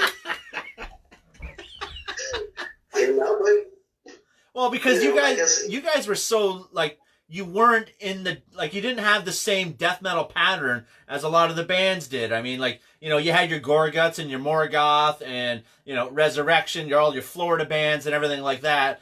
But you guys took a sound that, you do have possessed influences and some of your riffs and everything like that. But you took it to this other level with this, like this caveman feel, but your riffs were like almost dissonant. Like, like you were kind of not, I wouldn't say on the level as like Immolation, but you had like, you both of you guys had just weird riffs. Well,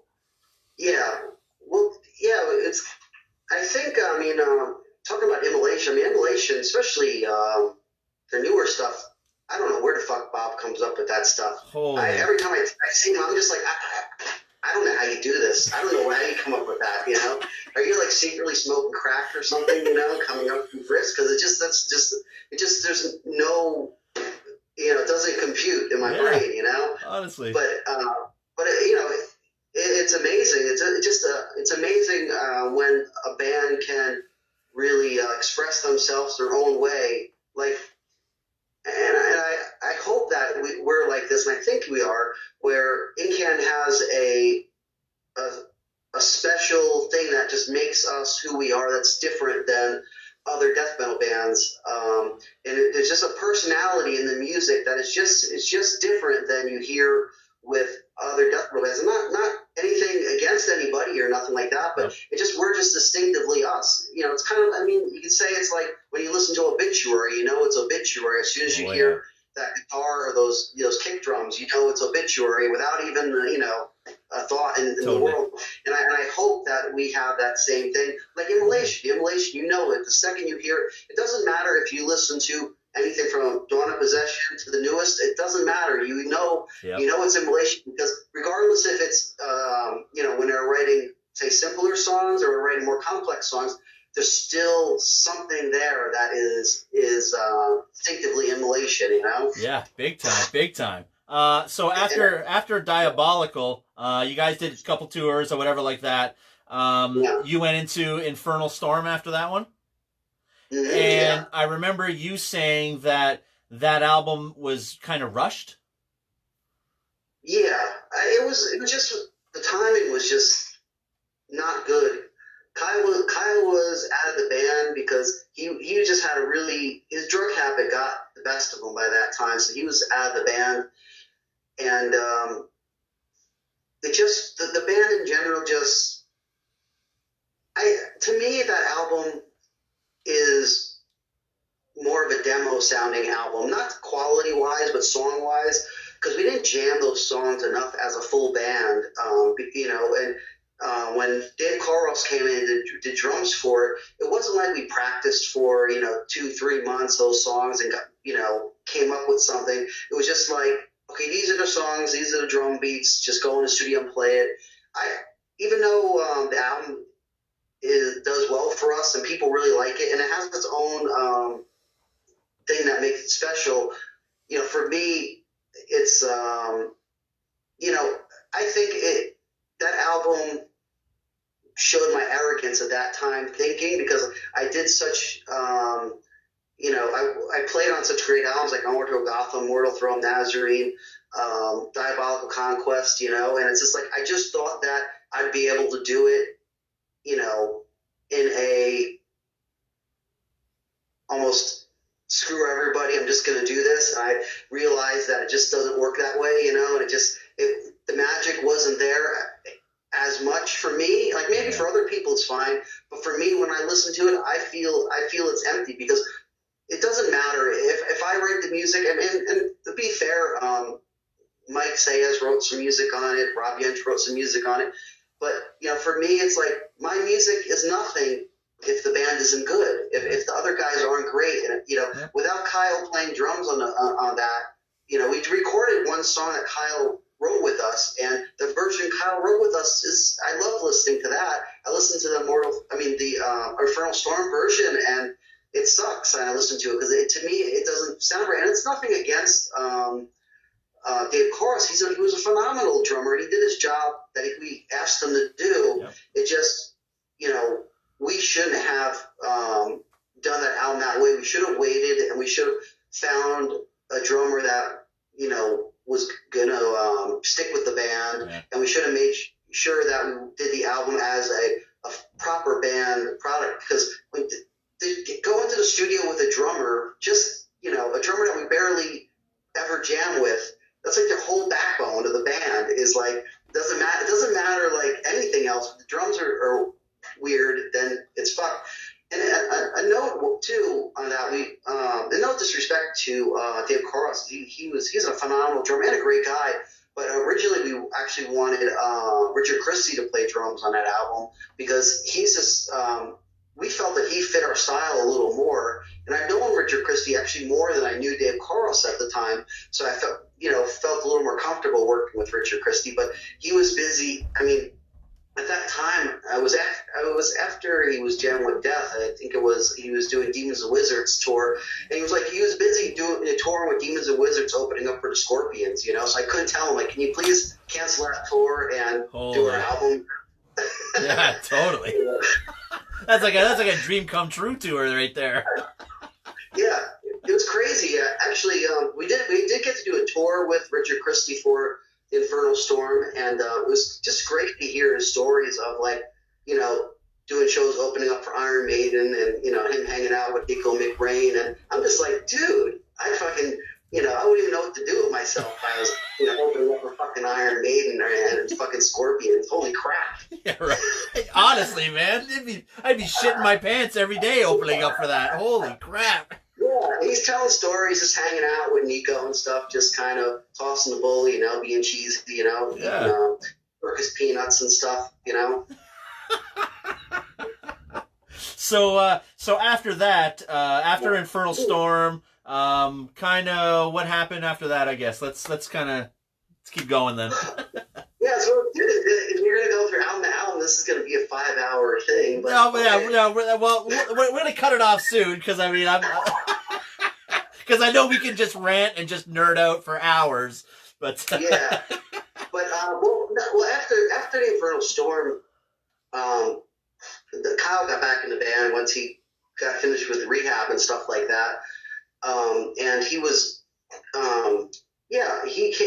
once Kyle came back, just things started feeling really good in the band again. Like I just felt like, it's Kyle's always been a key member of the band ever since he joined the band.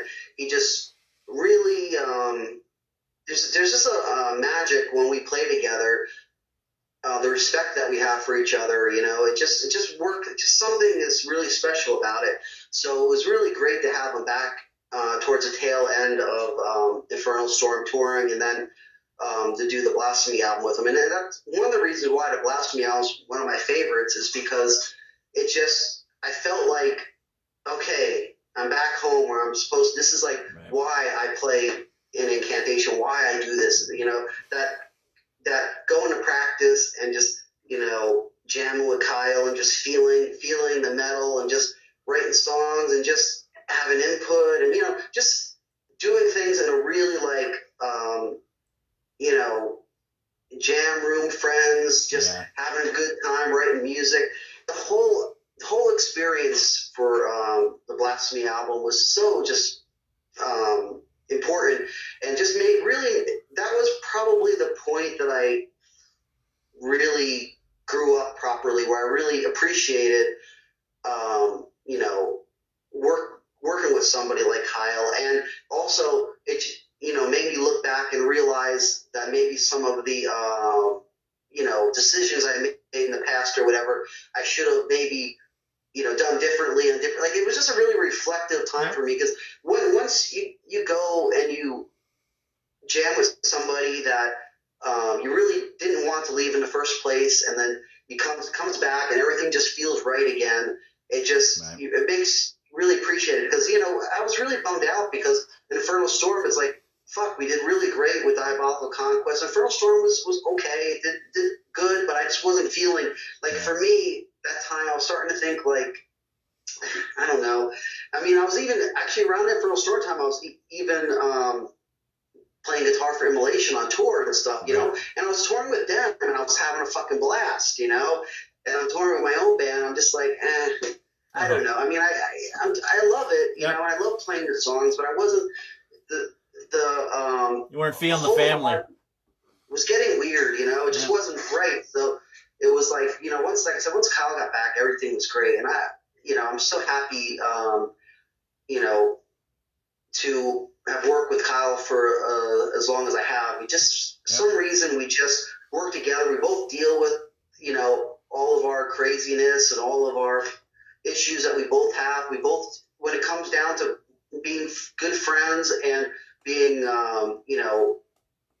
putting the band's best interest first, we always come together, and so Blasphemy was just great, because after Infernal Storm, I wanted to just have a real back to the roots death metal album. I felt like Infernal Storm was maybe getting a little bit too clean, a little bit too modernized, and I was like, I wanted to pull the brakes and just do it just the way that, I feel 100% comfortable doing it, Totally. And there's a bunch of albums that are really important to me. They're all important in one way, but that's one of them. That album and like the Vanquish and Vengeance album are two albums that are super close to my heart. I mean, all of them are great, but I like them for other reasons, not just because of, say, it has this song or that song. Right. It's because of the process and the wonderful times you had doing it, because for me, these are all, each album is like, a child to me or something. But, there's certain, even though you don't want to have a favorite, there's certain ones that just are important times in your life that you just like, you listen to it and it brings back positive memories, Yep. Well, just like you said too, I mean, with the Blasphemy album, that it ended up kind of reinvigorating yourself, and you realized, you had a little, a battle with yourself, kind of trying to figure something out, and then, like you said, when Kyle came back, it was like, okay, I kind of see what I did there. I'm not going to do this now. All right, let's bring the family back together and let's do this properly. Yeah, and it was a great too because that was the beginning of us working with Joey Lombard, who unfortunately passed away. He once we had Kyle, myself, and Joey in the band, it just seemed like we were all friends. The vibe was just good. It would just seem like a great team effort. Everything just seemed really. It was just fun to do stuff, fun to tour, fun to just hang out, fun to write music. Everyone's coming to the table with great ideas. It just was it's amazing. I mean, as a songwriter, it's amazing to have, to work with other people that inspire you, Totally. And I'm super fortunate because I've worked with some of the most important death metal people in the East Coast scene ever. So, man, I'm a fortunate fuck. A fortunate old fuck now. Yeah, I'm fortunate. Yeah, if I just look back though and be like, fuck, dude, I jam with some really fucking awesome people, Right on, man. So, I mean, we're still going 30 some odd years later. And now you kind of did a little project with Nick Sagias there. Oh, yeah. Of Overthrow. Yeah, what's that? Well, I'm just saying, he was in Overthrow and Soulstorm. Oh, yeah. Yeah, Tribes of Pazuzu. What was it? Yeah, basically, one of our friends got in touch with me saying that he was looking to do a project and asked me if I wanted to play guitar on it. And I was like, yeah, I mean, I'll just listen to it, listen to the music if I like it, I mean, I knew he played Overthrow and did Soulstorm, so I was like, I don't really know what it's going to be 100%, but supposedly it's going to be death metal, so I'm down with it, and then I heard it. I heard some demo stuff he sent me, and I was like, fuck, this is fucking killer, and I was like, yeah, of course, I'll definitely, be a part of this, do what I can, I mean, he basically had most of the stuff written. I mean, I didn't really have to do that much except play the parts. I was really busy at the time, so it was a little more difficult for me to do than it should have been because of my schedule, but it was a lot of fun to work with them, and it's just nice to work with somebody else on making their vision happen, because I write a lot of music, and a lot of people really work hard to make my vision happen, and I appreciate it, but it's nice to be able to work and make someone else's vision come to life. And once I found out too that they're getting Flo on drums, I knew it was gonna be killer. Oh, yeah. Because I mean that dude just ridiculous on drums, So it ended up coming together really good. Once I heard, I mean, it was really crazy because what he sent me originally was great, and then when I heard the final mix, once everything was done, I was like, it's just amazing. It's amazing. Like it sounded like 10 times better than what it was when I originally heard it. I mean, it just great stuff. And Nick's a great guy. And for me, it's one of those. It's kind of like a bucket list thing to do is to be able to work with other legends from the scene. I mean, I knew Nick. He sent me a demo tape to trade back in, I don't know when that Overthrow was, like 88 or something like that, or 89. I don't remember when the demo was, but he traded it when I think I was playing a Revenant at the time, So just to be able to connect with musicians from back then is always amazing. It's actually a bummer because I would love to do more projects with more people just that I grew up with or used to trade with. It would be so amazing to be able to play with them. That's even with the other thing I do Beast of Revelation Right. to be able to work with Bob from Asphyx, you know, and AJ. AJ's been a friend of ours for quite a while now. Really cool guy. He did some roading for us and stuff, and he played in some bands too in the Netherlands back in the day. But just to be able to work with such great musicians, once I heard the Beast of Revelation stuff, I was just like, fuck, it's so fucking good. You know, it's like I have to do this. You know, it kills me because I love when I hear a band that just kicks my ass and then they're asking me to do it, and then I did it, and I told them, like if I do it and it sucks or whatever, if you don't want to use it, it's fine. I don't want to like ruin your band, or anything like that, So I ended up doing it, and they got back and they said, "Oh, yeah, we really like it. I think it's great. You did a great job." And I'm like, "Are you sure here?" And I'm like, it's like, don't just be nice to me. If it really sucks, just let me know, because I don't want to ruin your band. And I'm like, no, it's great. And then I kind of finished the album. It was a lot of fun. It's a lot of fun to work on other people's stuff and just to have them be happy with your work, or my work, however you want to say it, because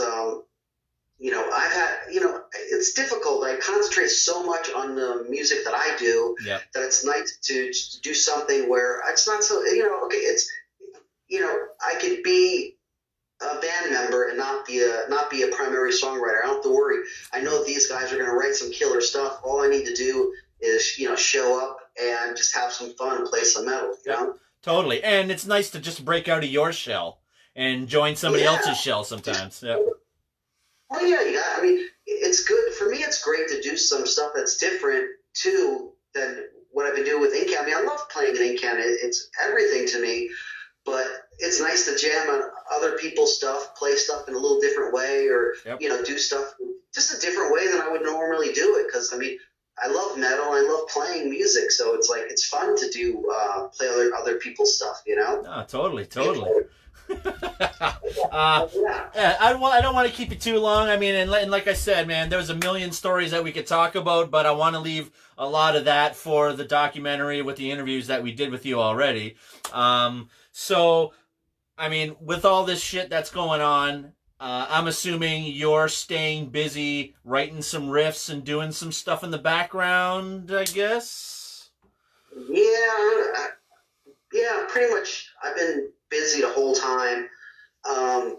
We've been preparing stuff for a new album that we don't know when it's getting released because of the virus stuff that kind of screwed things up.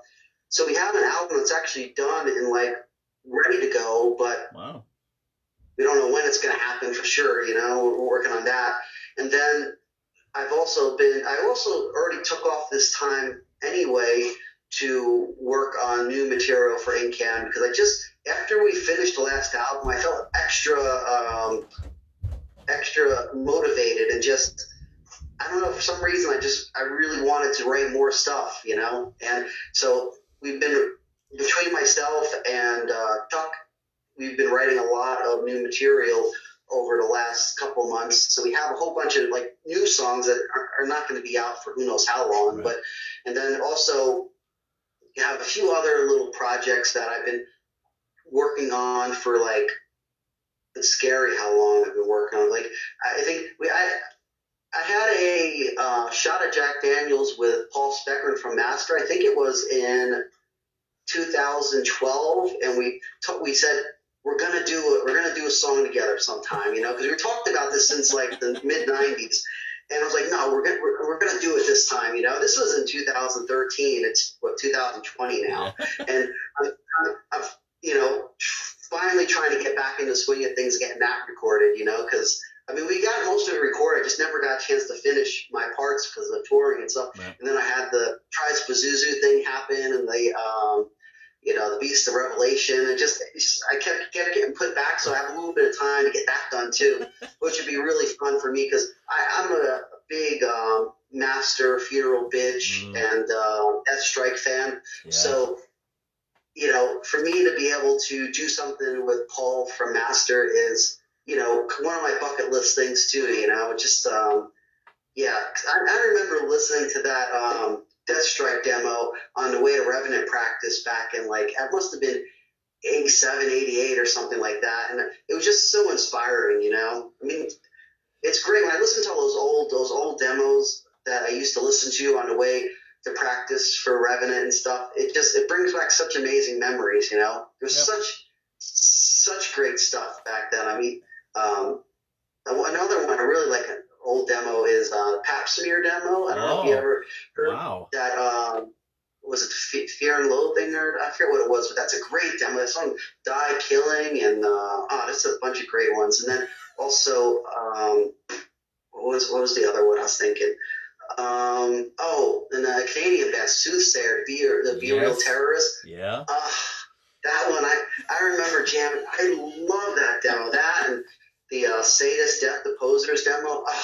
Right. It was I remember just listening to that stuff. It just was so inspiring back then.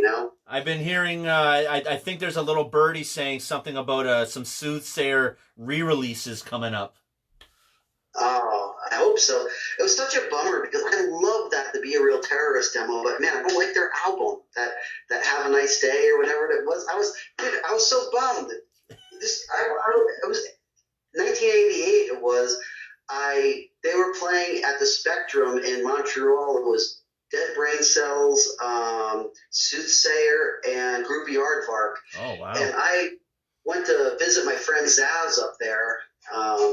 And he was a manager for Cremain's band from up there. And I stayed at his place, and I was so excited to see Soothsayer because, the fucking demo rules, And DBC, of course, too, and Groovy Aardvark, I had their demo, too, so I like them. But, man, I was so bummed out because Soothsayer did not play in that same aggressive way that they did on the To Be Real Terrorist demo. They started doing that drinking metal, Yeah. And I was just kind of bummed out because I really wanted to hear that stuff, It was still a fun time. I mean, for me, it was first time going to Canada, and I was 18, so I was able to drink and stuff up there, no problem. And so I would just get really wasted every day, eat some poutine, and go to Fufun Electric or whatever bars are over there at the time, just be an idiot, It was fun though. I have a bunch of old photos from there, like me just passed out in the pisser and stuff like that. Places is crazy, rough times, But you were supposed to be playing at the Quebec Death Fest in September. Yeah. So who knows, right? Well, I hope so. I mean, I hope it all works out.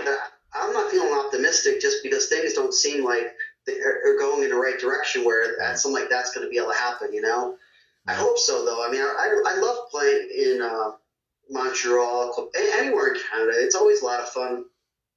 I love all of Canada. It's funny because, Quebec, you got Quebec and that area, which is its own thing, which is great. Then you have, more of the Toronto outward kind of, or even say Ottawa outward or whatever. It's like a totally different world or whatever, but it's just amazing. And Canada, talking about Canada, holy fuck.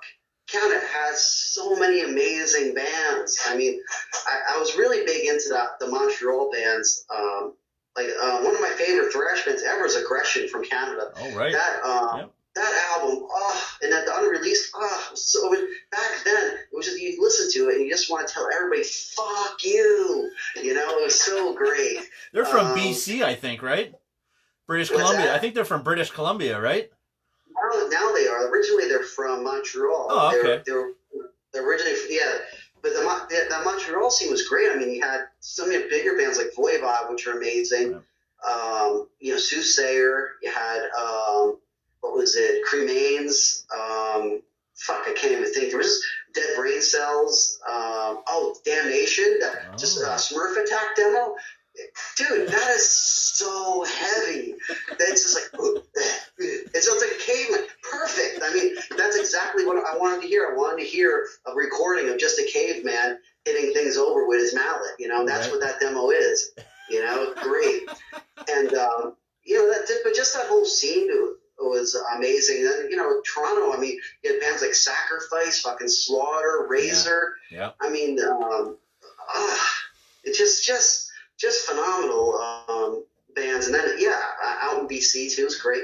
A great scene too. I mean, it's a little bit later, but I mean, when I first heard Blasphemy out there, I remember we were just starting Incan, and Paul Ledney, he's like, dude, I got this demo. And he holds it up, like, look at this.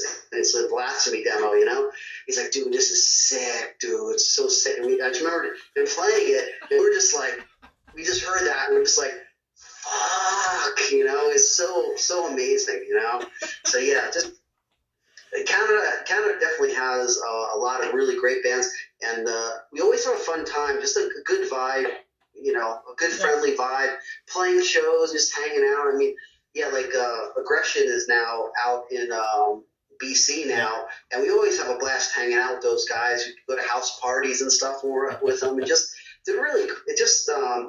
about having a good time and playing metal. That's what it's all about, Yep, no, totally. And Brian Langley, the singer, he's doing I think he's doing Infernal Majesty stuff too now. He did it. I don't know if he's doing that now, but I know he played on some Infernal Majesty stuff, which is fucking amazing. Right. And he played in a bunch of other bands. It was funny because when I first met him, I was so excited that he was singing for Aggression, and he kept, I think he was playing, he's like, I also play in Tyrant's Blood. I'm like, yeah, that's good, but you're playing Aggression, and I was like that, he's like, well, he's like, I'm not original. I'm like, I don't care. It's like, cause I've seen it. We played this fest, this Armageddon fest in Edmonton, and I didn't know that Aggression was playing, so I was hanging out doing an interview, and all of a sudden I heard the song I listened to since I was like fucking 18 years old or something on my Serial Blast, one of my favorite songs, and I'm just like, what the fuck is going, and I told the interview, I'm like, dude, just wait a minute, and I heard it, and I'm like, dude, I'm sorry, we gotta do this later, I gotta go, and I just ran to the front of the stage, started headbanging like, I did back when I was 20 years old or whatever, because it was just so great to hear, hearing those songs. It's way more, it brings back memories. It means something. Yeah. Hear them. It's not just their songs and they're good songs. They have memories to them, and they have, it's part of my DNA as a person. So when I hear, something off the Full Treatment, it's just like, fuck, because I remember when I heard that, I was like, this is like the perfect thrash album. Because for me, I'm not, as you can tell, I don't like the super clean stuff, the really nice thrash. I don't mind it. It's okay. But if I have a choice with it, I want the rough edges. I want it pissed off, Yeah. I mean, that was like, angel dust fueled thrash metal, Right. Just amazing. Just fuck you. We're just a bunch of metal assholes. Because that's, for me, that's always the best is, remember back in the day, we were all just metal assholes, just trying to have a good time, listening to metal, tell the world to fuck off, not worry about all the bullshit, just enjoy life, No, totally, man, totally. And obviously, we're still doing that all this time later, because, you just can't, this style of music, I'm assuming, it's never a phase really with anybody. People have gotten into it here and there just because it's like, oh, it's so different, and I'd like to, piss off a few people or whatever like that. But I mean, once you listen to it and you've actually started buying some albums, you can't let that go. It's impossible with this music. It always draws people back in too, even when they try to get out of it and stuff. And especially, I mean, it's probably like this for anybody, but for me, there was something about growing up in the 80s and going through the tape trading stuff and going through the evolution of this music style. It wasn't even really 100% formed yet. Yep.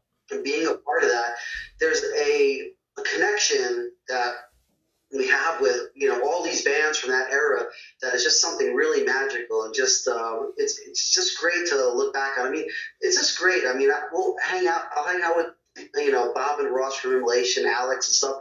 And when we do that, it's like we're, you know, in 1988 again, just being cheesy or something like that. You know, like it's funny because every time, I mean, this 20 years ago, I'd be talking with Ross and be like, man, metal just keeps us young, you know? It's like, I don't know why, but it's like, we're just, you know, it just does. No matter what's going on in life, you just, you know, you get back into that hanging out with your metal buddies, just being metal, and it's just like, you know, you're just back to being that same cheeseball you were and just enjoying music, having a good time. And I mean, I've gotten so many friendships through music. It's just, I couldn't even imagine my life without music, you know, and the people I met and the experience I had. Like I said, I work with some phenomenal musicians.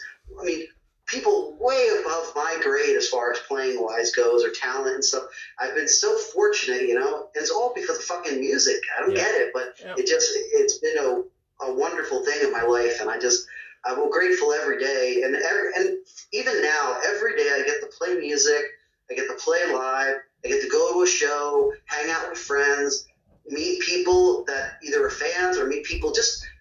I have better time sometimes. We'll go, like I was a show in on a Morbid tour we did Watain. I was hanging out after the show and talking to some guy just about like Black Sabbath's Born Again album, and it was nothing. You know, he was an Incan fan, but we had a better time just talking about that album in detail for like an hour. Like the whole place is trying to close, and we're talking about metal, and I'm just sitting there like, oh yes, I mean, he's like, yeah, oh, you know, and it's just, you know, that's priceless, you know, it's so amazing. Yeah, no, it's totally true, and like it just, like you said, it kind of brings you back to those times where, you know, you can relate with your other friends and say, oh, I remember when I first heard, you know, that demo, and I remember when I first heard that demo there, and all of a sudden the goosebumps start kicking in, and you kind of look at each other and you're like, I know. Well, I can tell. I mean, when you were watching that Mortician video, you know, was it Mortal Massacre? Here, yeah. You know, it's just like I can just tell you're feeling that. It's bringing you back to, you know.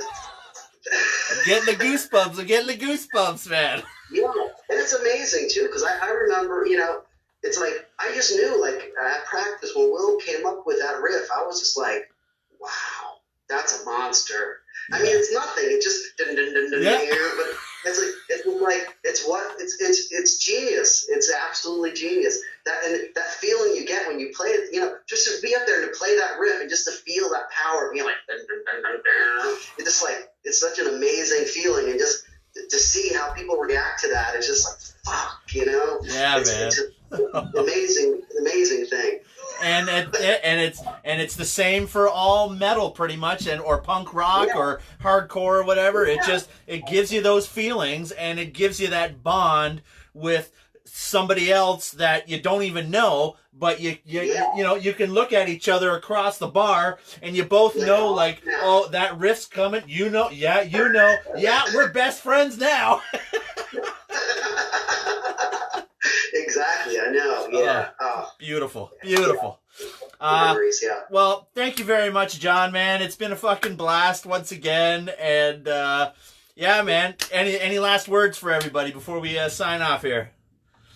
Man, I don't know. It just I mean, there's a quadrillion people to shout out to thank. I mean, there's so many people from the past throughout years, modern people has helped us out. I mean, so many friends and great experiences. All I could do is really just thank everybody out there, you know, for supporting Incantation in any form. I don't give a fuck if you like, you know, this lineup, that line, this sound. It doesn't matter to me. The fact that I was able to contribute something to the metal world and mean something to somebody listening to it, that, you know, I already fulfilled way past what I ever thought I would fulfill as a musician. So at this point, everything now is just, you know, an added bonus. Like, wow, life fucking metal is fucking great. Yeah. But you know, just thanks to everyone out there, and of course all the people that contributed to the Growl. And I'm really looking forward to that coming out, because I know it's going to be something that's going to really be able to give a voice to people from our generation of metal, so people can kind of really understand, because I think especially a newer generation is really going to appreciate and really learn a lot from the way things were back then compared to the way they are now.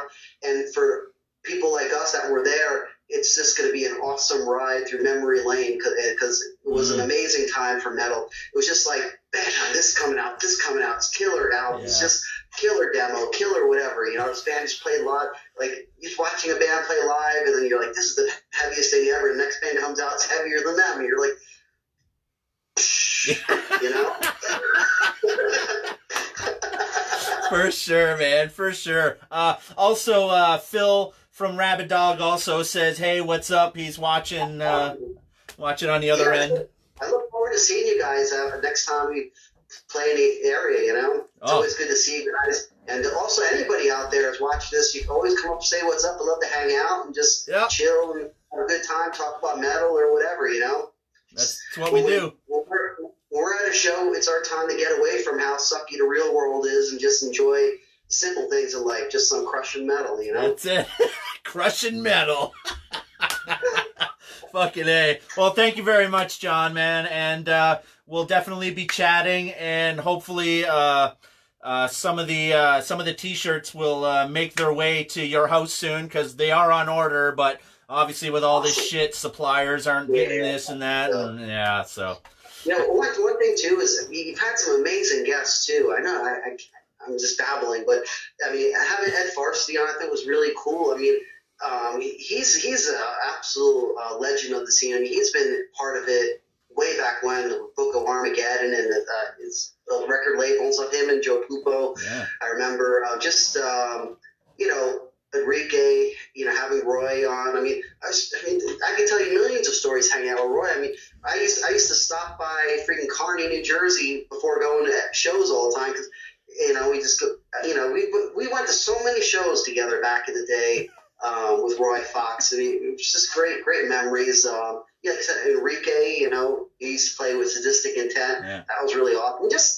There's too many people. It's awesome to see so many people that, you know, are important in the scene, and it's just good because you really have some important people that people might not realize how important are in the scene, you know, because there's always the people that, you know, okay, they're more popular, people know, but there's always people behind the scenes too, or just people that do stuff, you know, more say in a label or fanzine way that people might not know, you know. Yep. I think it's a really cool thing. So shout out to all again. For sure. And I mean, and that's the point, and kind of the base of the Growl is, like you said, we all know about the popular stories and, you know, and all that happenings, but what about the people in the background that, you know, did the tape trading and the zines and the little labels and set up the shows and all that kind of stuff, right? So that's why we're here, because we want to get those, you know, the deep stories that kept the scene going when everybody else blew up and started touring and forgot about a lot of shit, right? Yeah. That's the thing is, for me, I always remember where I come from musically. I always remember the people that, you know, were there in the beginning. I mean, you know, for underground stuff, there's no doubt Jim Plotkin from Regurgitation and Henry Veggie from Revenant were super important people in my life. Without them, I probably wouldn't be doing what I'm doing now. They introduced me to so much underground stuff. I think I first met them in '86, and I mean, I was you know, going to the import section in the store, and they were already writing to like every band on earth. I go to their house and they have like all this stuff. I'm like, I didn't know this existed. I didn't even know I could find this stuff. So yeah, shout out to those people. Also, Jim Stanek and Brian App are two people early on too that were super important. You know, just trading demos and stuff like that. And it's just amazing. A million fanzines, a million bands. But you know, Brian App, Jim Stanek, Jim Plotkin, and Henry Veggie are probably four of the most important people. Without them, I wouldn't be close to where I was now. I'd probably be, you know, playing an Anthrax cover band or something, you know? No.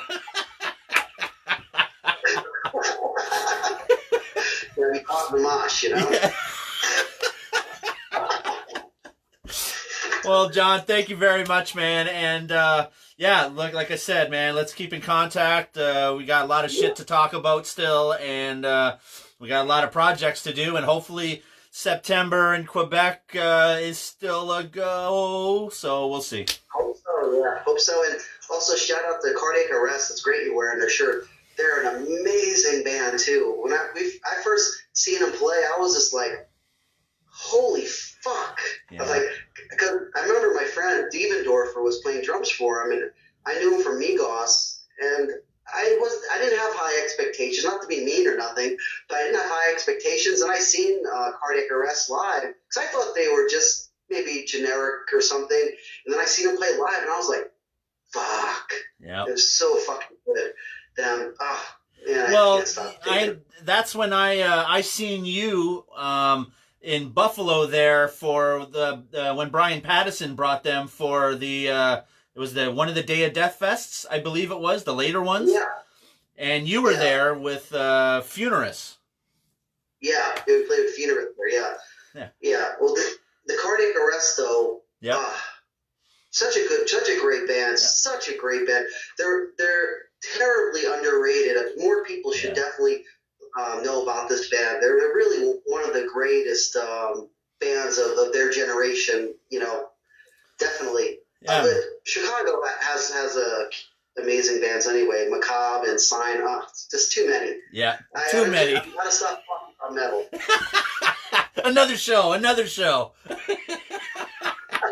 Yeah, we do a whole show just on the Chicago scene. It's fucking amazing metal scene they have there. Seriously, honestly. All right, John. Let's chat later, and thank you very much, bro. Cool. Thank you very much. Take care. Cool, Adios, man. amigo. Hey, take it easy. Oh, man. Holy shit. Honestly, so much to talk about. So many stories, so many cool fucking happenings and everything. Like, it's crazy. John is just a good dude, man. I love the fact that I've connected with John too, man. I've been a massive Incantation fan ever since, just before Golgotha came out, man. I remember hearing the 7 inches and stuff, and like the band wasn't the same as everybody else. And then when Golgotha came out, I was like, that's it, like unfucking believable.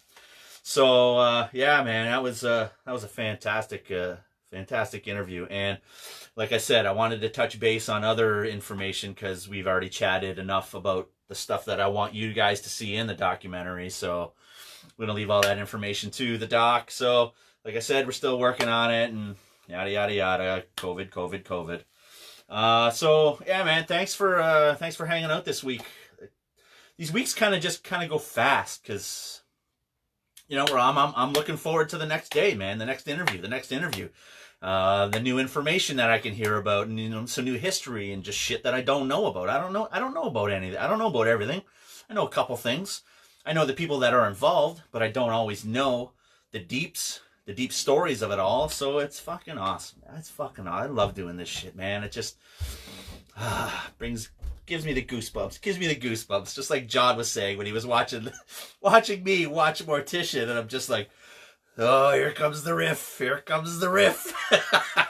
So good. So next week, I'm still lining up some interviews, still waiting on some things, but I'm pretty sure I can confirm that Tuesday, we're going to be chatting with Phil Fasciani from Malevolent Creation. So I'm pretty sure we got that one down.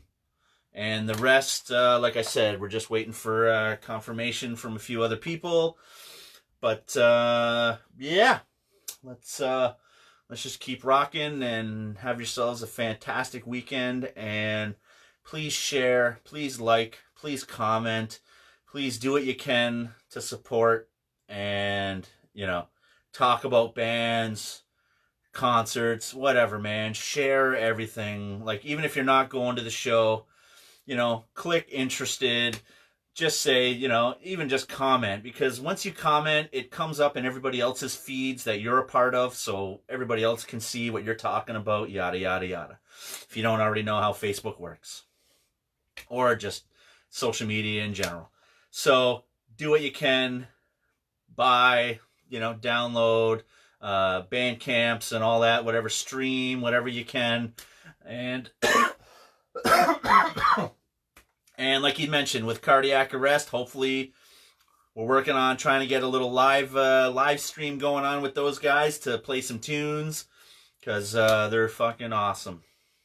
So thank you very much, everybody, and yeah, that was a pretty fucking good one, man. And Cam Lee, we're chatting too, man, because it's been a while since we, you know, got you to record the questions and answers that we sent you.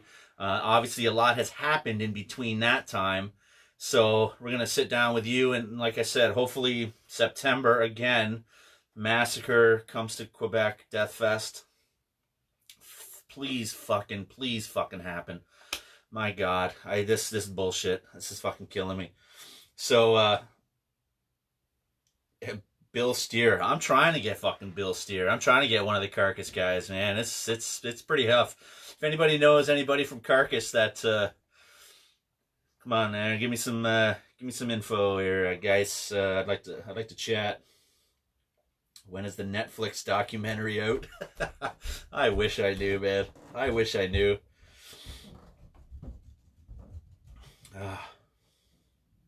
So yeah, rock and roll, man. And thanks a lot, everybody.